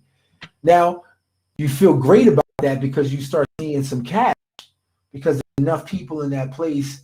Now you start seeing the cash. It's your own show. You don't have a promoter involved, and you're feeling great about yourself. But then you can't keep playing the Rivoli. Like you just can't keep playing the supermarket. Supermarket's great. because those same people aren't going to come out 3 weeks later to see you play the same thing. Unless you're a DJ. Yeah. So like you have to learn and really pay attention to what's actually going on. I felt like a lot of artists don't do that, don't pay actual attention to what's going on and start formulating their plan based upon the reality of what's actually going on. Yeah, exactly. I did music management before I was even ever an artist. Me too. I managed and produced Right. for a guy for 10 years before Like I was even a rapper. Yeah. like I mean I managed I've managed quite a few artists actually, and I managed and I worked I did like Factor Super Juries and consulting for the music industry for Nova Scotia, and I've was partnered with a lot of different people and sat in enough offices, and I've always signed my own deals, right? Like I've always pulled my own deals together and negotiated those things. Yeah. And so learning all those different steps, I'm not expecting people to have that depth of knowledge. And I went to school for the music industry, literally like the kind of a scope to one program in St. Louis, right? Like it's a direct feed to Nashville. So everybody Gotcha. that goes there is a direct feed to Nashville. You get like they would post jobs on messaging boards because once you graduate, you're ready to freaking go. You're tapped in. Yeah. You're tapped in. So all those professors are probably graduates. See, this is the thing. Then you start seeing the levels change. History to credentials. Yeah. Like, we don't have like our average teacher who's going to teach us what the Art Institute of what he graduated from Calgary. He's as a master from the Calgary Art Center or whatever. Or you're going to go to a guy who's a PhD from Berkeley. Yeah. Yeah. Exactly. Our weight just we don't have weight with a lot of stuff in Canada. We just don't have it.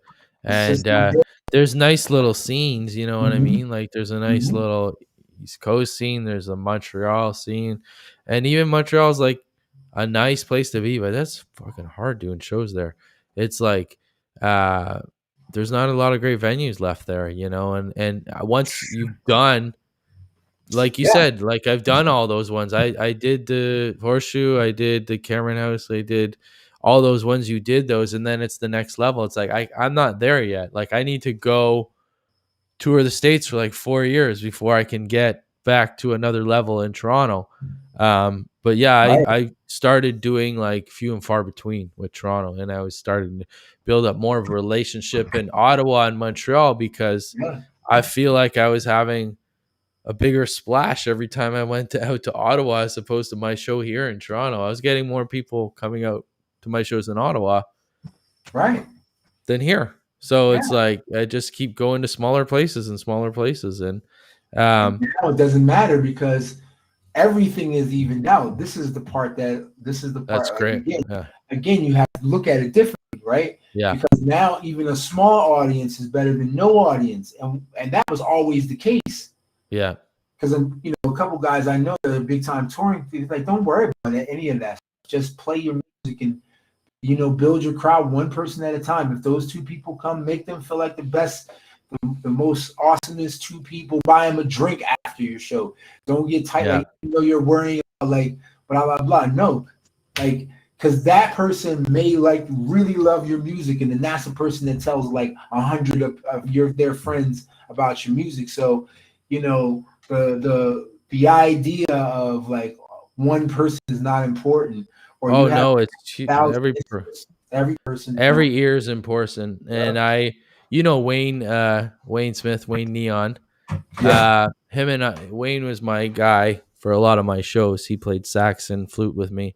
We played a show at the Transac, and it was like middle of April, end of April, fucking blizzard, just nobody. One guy came, sat the entire show. So we played our asses off for him for 2.5 hours, whole show. And I was like, "Did you just stumble in here?" And he's like, "No, I found you." He's like, "I looked you up online and I came and I saw you." And I was like, "Okay, well, this guy is at least a fan already." And now he's gonna be saying, "Well, they played a show for me. They kicked ass. They gave it everything they had." And that means a lot, as opposed to like giving in. You know what I mean? I Yeah. showed up It's tough and sometimes.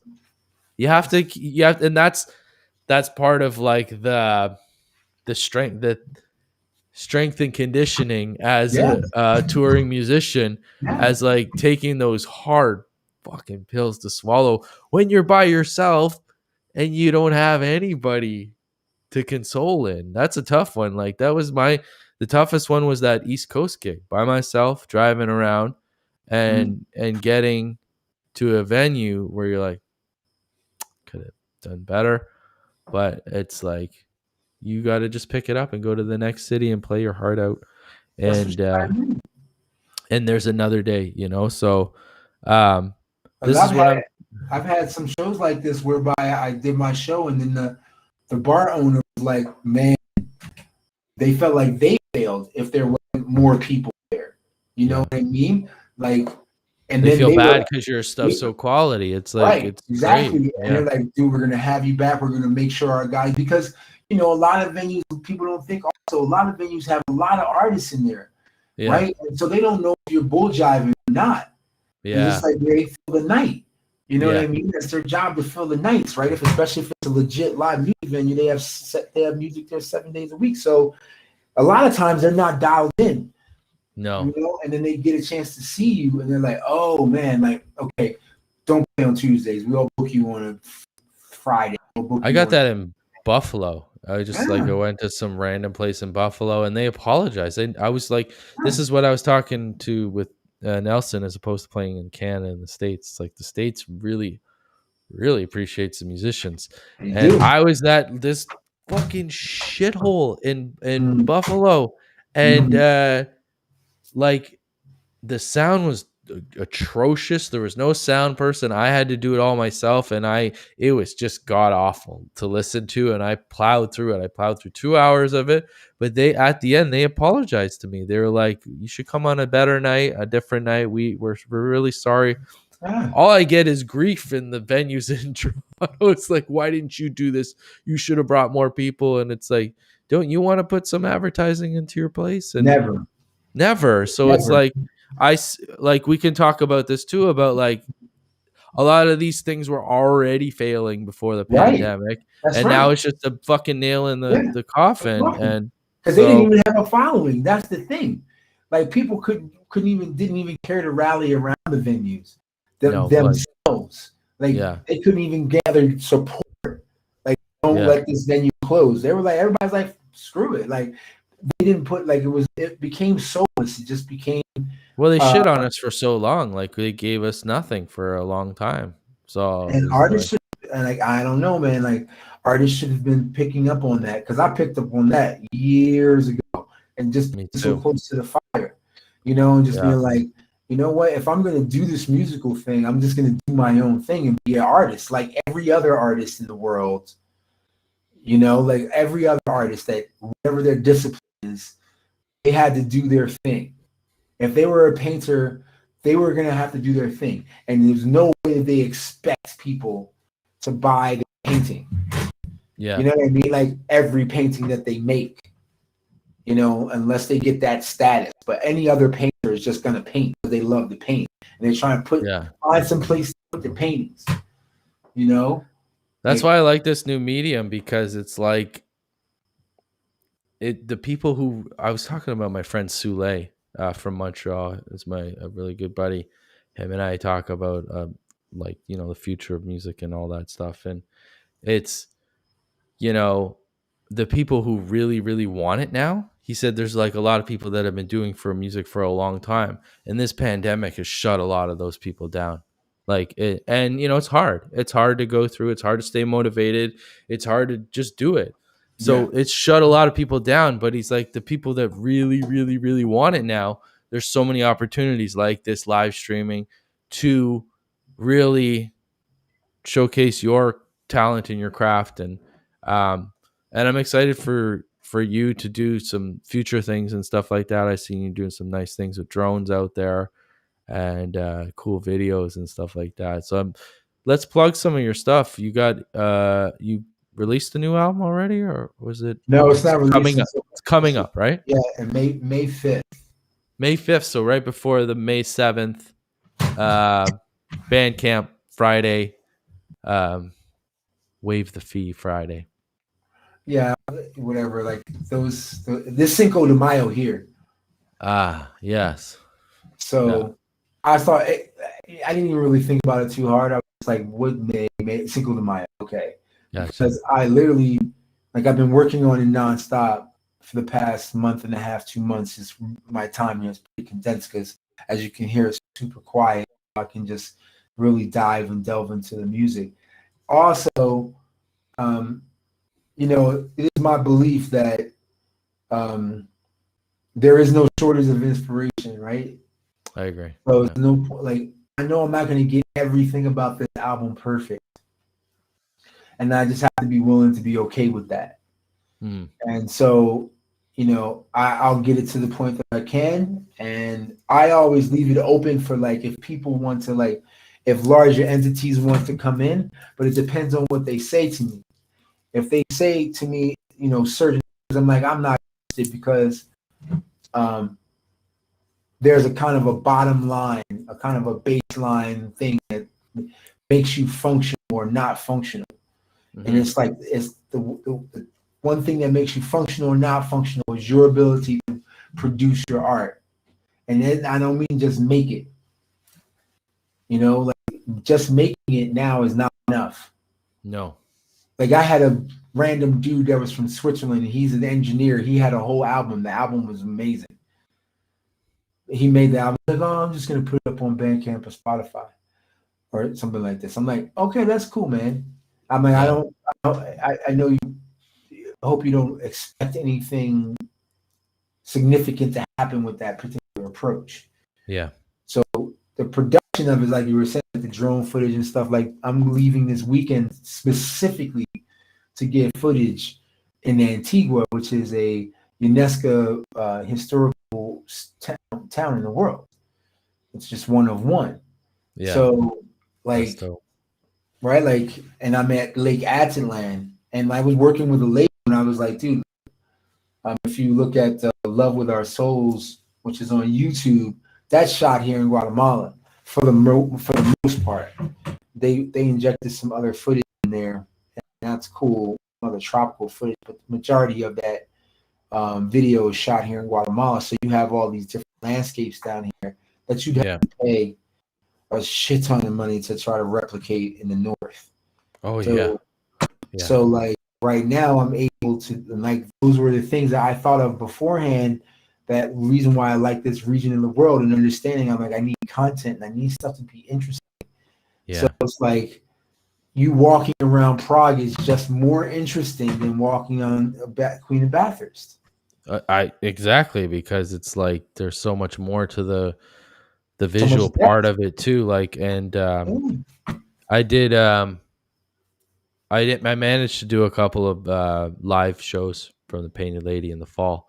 I put together a crew, and we talked to Nikki. They updated the internet, and it gave me so much validation of doing a show from the Painted Lady. And some people might have looked at it as like, fuck you, I'm doing a show and nobody else is doing it. But I'm trying here. I'm like trying to do something different, and I wanted the authenticity of the venue, and to remind people too that, like, you know, it's the backdrop as well with it. It's like it's that gives it that extra,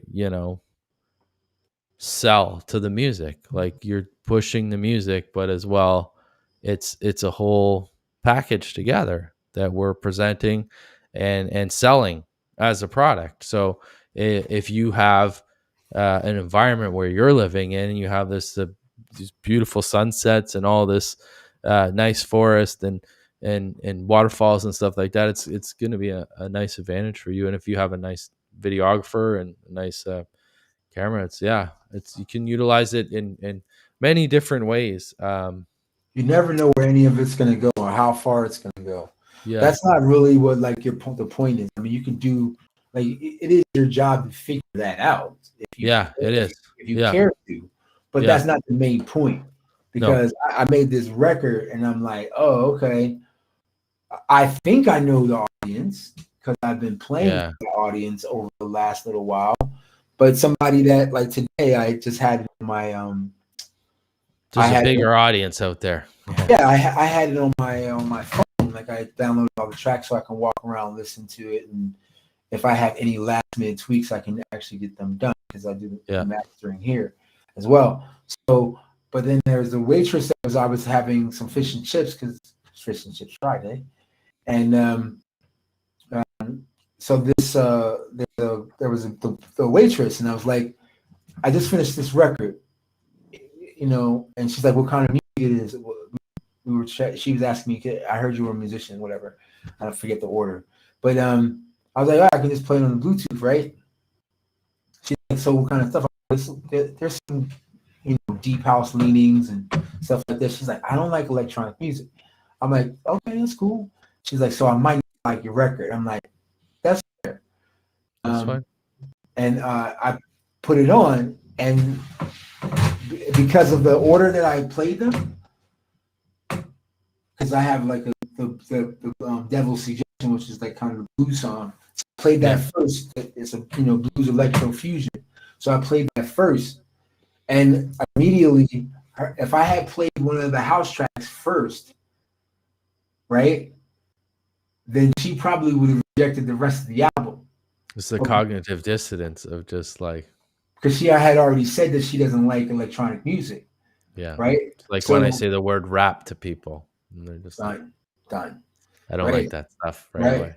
Yeah. Right. So I played that first track for her. So that's what I mean. Like just having that understanding and also the repertoire. I'd be like, oh yeah. So I played that for her first, and then I played her one of another mixed kind of fusion tracks, and she like just let the record play in the restaurant today. Just let it play the whole record. Like house music and all. Like didn't even say a word.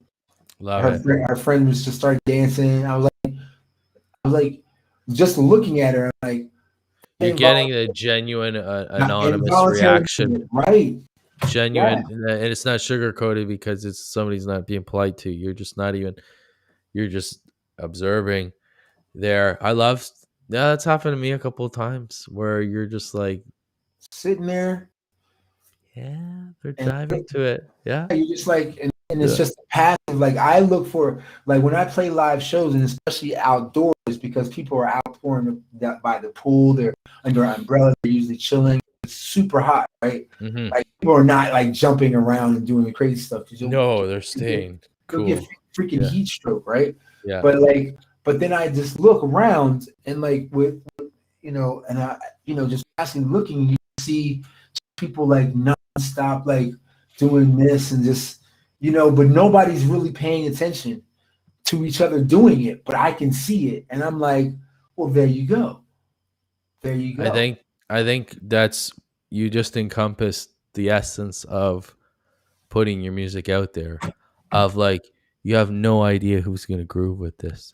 You have no idea where people are gonna groove with it. That's what I like about the statistics and the algorithms on the streaming platforms.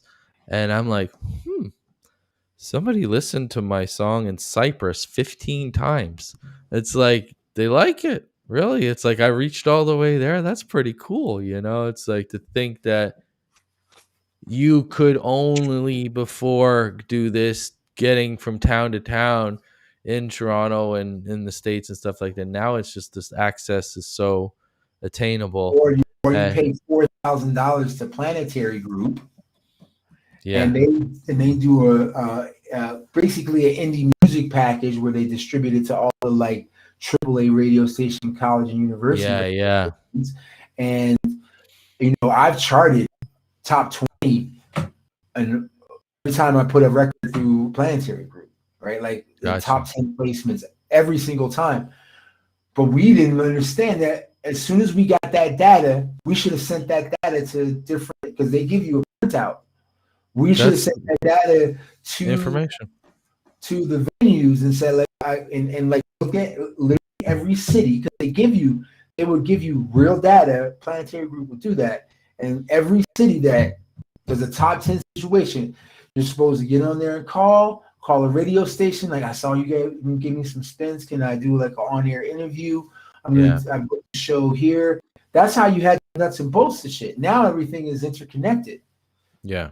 Straight way. So I can't complain. I used to have to mail CDs to people. Fuck that. Fuck I used to have to do that. Like, I had to mail CDs. Like, I was, You know what I've recently discovered, and you might already know this on hand. Twitter is a gold mine for sharing your stuff.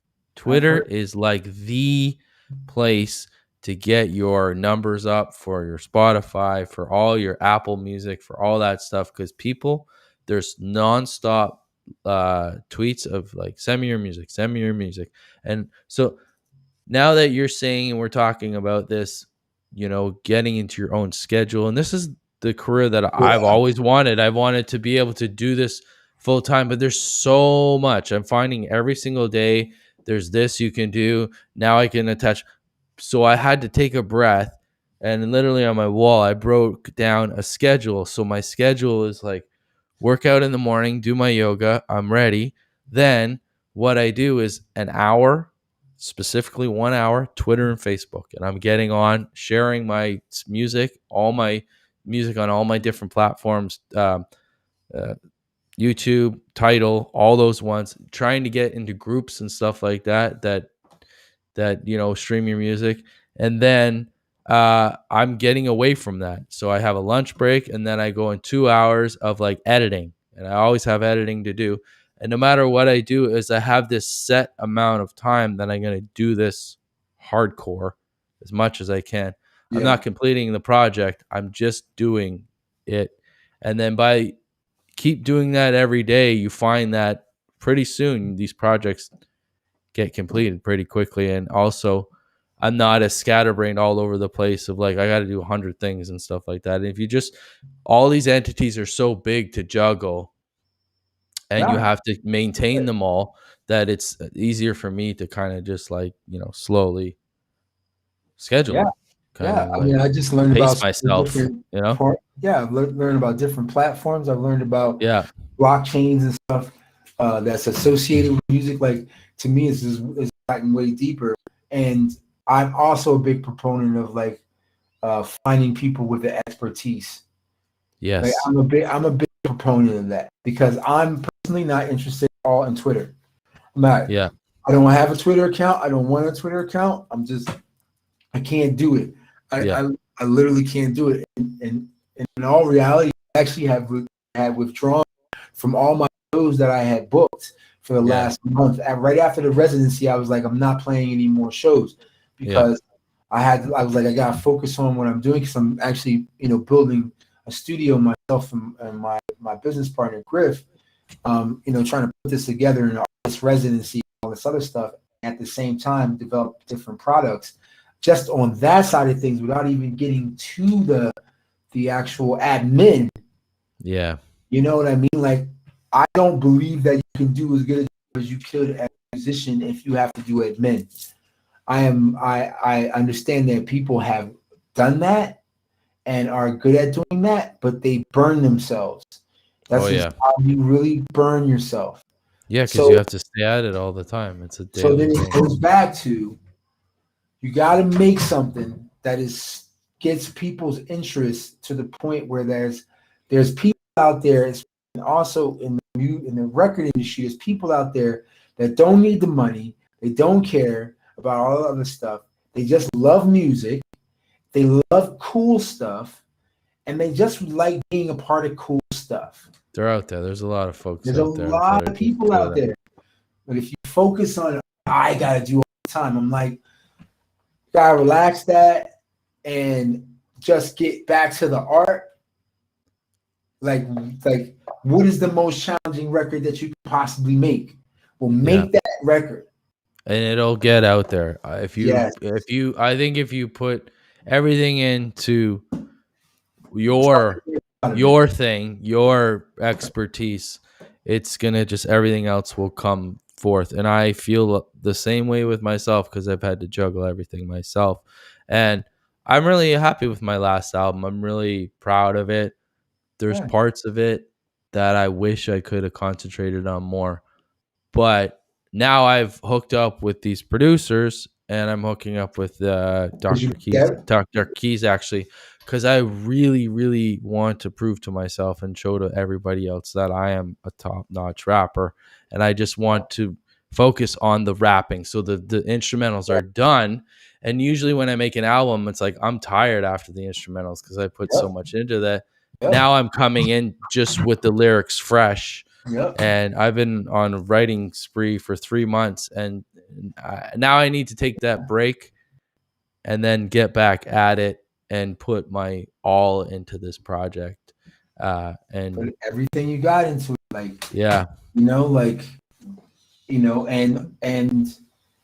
I'm gonna probably have to get going soon. Yeah, I was just gonna ask you, want to play one song? Yeah, play this one of the snippets I gave this one. Yeah, but finish your thought. Yeah, sorry. Like I always kind of section things off, and I do believe that the formats are dope and all of that stuff, and you learning those things are definitely advantageous, but nothing is ever going to be more advantageous than making something that's super, super dope. Yeah, totally. Nothing. Definitely. And it's tangible. You have something you have. If you work on it and you work really hard on it, it's something you have forever that you're proud of. I say no to a lot of stuff now, man. Yeah. There's a lot of things I just say no to. There's something to be said about like selectiveness too. If not, that comes with a lot of experience and a lot of like trust in your judgment too. And knowing is a healthy thing to say no to a lot of things because you're also being honest with everybody else and saying, listen, my plate is full. I love to. That's a huge thing as an artist to say no, to be like, I can't. And it's like a lot of these places aren't as interesting. Yeah. I'm just like, I'm not really, this doesn't do it for me. Like, again, that collaborative energy, just the energy itself. Somebody's like, oh man, like I have this idea for lighting for your show. I get into it. But everybody, like, it's not any different here. Any of the places that are run by expats here, I've like most of them I stopped playing because it's just that lackadaisical, lazy ass attitude towards the musicians, and it's kind of similar where they go, well, so and so will play here and so forth. I'm like, you know what? Do that then. Keep doing that. Yeah. You're not going to be open for that much longer. Like, the live music part's gonna die because you wanted to go with mediocre because it was a different price point, or they didn't require you to have proper sound in here. So fine, but that's not going to get you anywhere. That's never been the formula for anything that I know of. That's going to be the survivors moving forward after this, the people who are open-minded like that, and the venues that are open-minded like that. And actually try, because when I did my residency at Aqua, they tried. Or at least try. At least the effort. Yeah, exactly. Yeah, there was some places they fell short, but I have to say they tried, even with the hookup whereby they plugged my actual board into the whole surround sound of the entire venue. Like just something is like that. So the people that were up in the balcony, the efforts there, terrace, they can hear it. So I'm like playing down at the pool, and there's a balcony way up here, and there's a line of people looking over the edge. You know, that's dope. Like, you know what I mean? Like, that's the effort. They did a commercial. Like, they got a guy come in and do like the last one I put on Instagram, the one at Aqua, and then they did the drone footage and so forth. They hired that guy. They hired that guy. I didn't hire that guy. They hired that guy, and he gave it to me for free. That's what's exciting about playing in countries where the technology is so much cheaper now. And I played at this bar on the beach in Dominican. It's actually owned by Van Gogh's granddaughter. And I would love to play there, but now, like in some places like that, it's hard to get gear. Like you can't even get speakers sometimes. You can't even get basic gear sometimes. But to bring in like little amount of technology, it's totally doable now. You can totally do it at the beach or but the remotely. Thing is, the difference is with that whole scenario is that if I was in Toronto, that person would try to charge me arm and leg. Yeah. For that footage. Yeah. Right? Yeah. That's the difference. Yeah. Like there's so many pirates. Yeah. They would have done that. They would have been like, well, you know, my rate is if you want that footage. And then you might get the footage, and then they'd be like, well, you can't use that footage unless blah, blah, blah. You didn't sign this and that. Like, Toronto was its own worst enemy in all cases all the time. Like, it just is its own worst enemy. It just is. I don't know what else to say about that. Well, that's what my purpose of this podcast is to change that mentality that comes from Toronto. And I want to like really extend this connectedness and togetherness and to work together and to like really, and I'm glad I've have so many connections from Toronto that I've reached worldwide now. And I thank you so much for being a part of this and chatting. It's been a great time. Do you want to play one song first? Do you have time or it's up to you? I wonder if I can play it from here. Yeah, it's up to you. I can play just some music because I haven't been performing at all. Oh, it just hasn't been something I've been, because the new stuff is like I haven't really figured out how I'm going to present it. I hear you. Yeah, I'm working that out too. Yeah, it's just at this point right now. Let me see how loud this is. I hope it's not loud. Let me see if this plays. That would be a hoot. Can you hear that? Yep.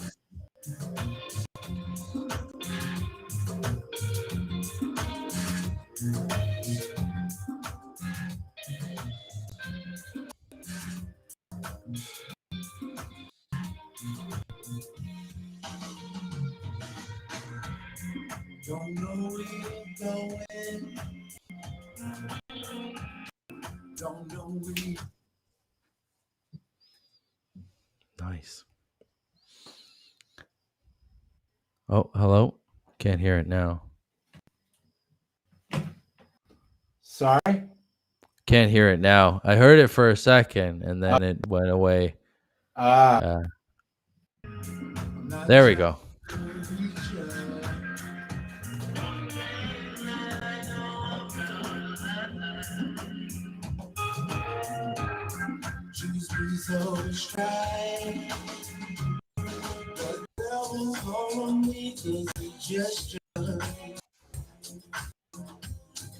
You will be the road. Ain't no protection down here. Better watch out, you darling, you so in this thing called rock and roll.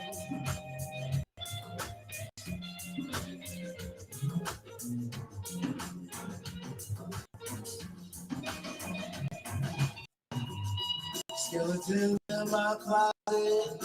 I know that you do too. You know that nothing makes you walk in your shoes. Oh, not one reach. I'm not trying to reach yet. Thing that I know about life, you feel so strife. The devil's gonna leave a suggestion. You won't get through. Ain't no protection down here. Better watch out, darling. So this thing all rock and roll. The devil's gonna make a suggestion. Yeah, you won't be through. Ain't no protection down here. In this thing called rock and roll.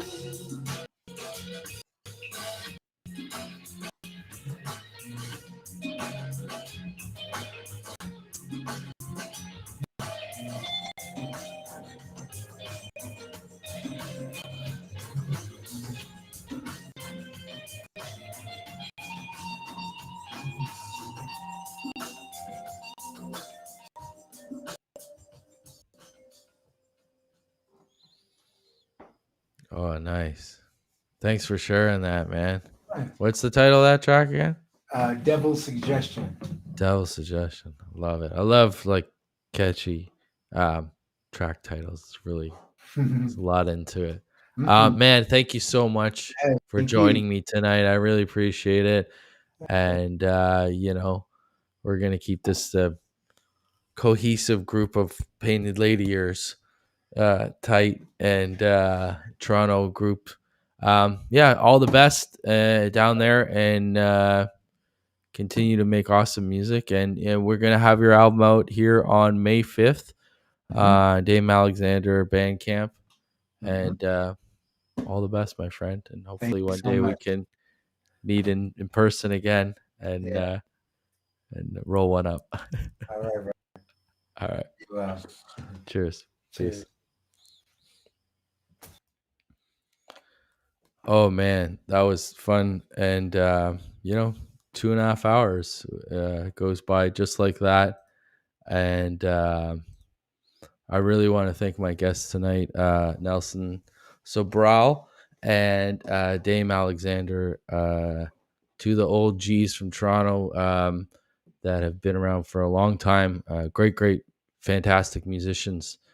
Check out their handles. You can check out Nelson at nelsonsobralmusic.com, and he plays every Friday at 6 p.m. on Instagram, Facebook, and Twitch and YouTube. You can check him out. And every Monday, Nelson hosts the open mic on the Painted Lady open mic. You can check that out on Instagram, 8 p.m. every Monday night.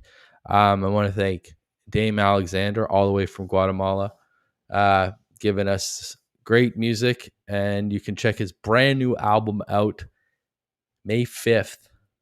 Check it out. And you can also check him out on Instagram, Dame, don't forget the .Alexander. And I think he has a link tree in there with all his reachable, streamable platforms. So yeah, that's it. You know, another showcase podcast done. I don't want you. What are you doing here? I just want the music. So I'm gonna sign out. Thanks for watching. This is Focused and the Focus Podcast number 21. I'd like to thank my guests Nelson, Sobral, and Dame Alexander. Have a great night and peace.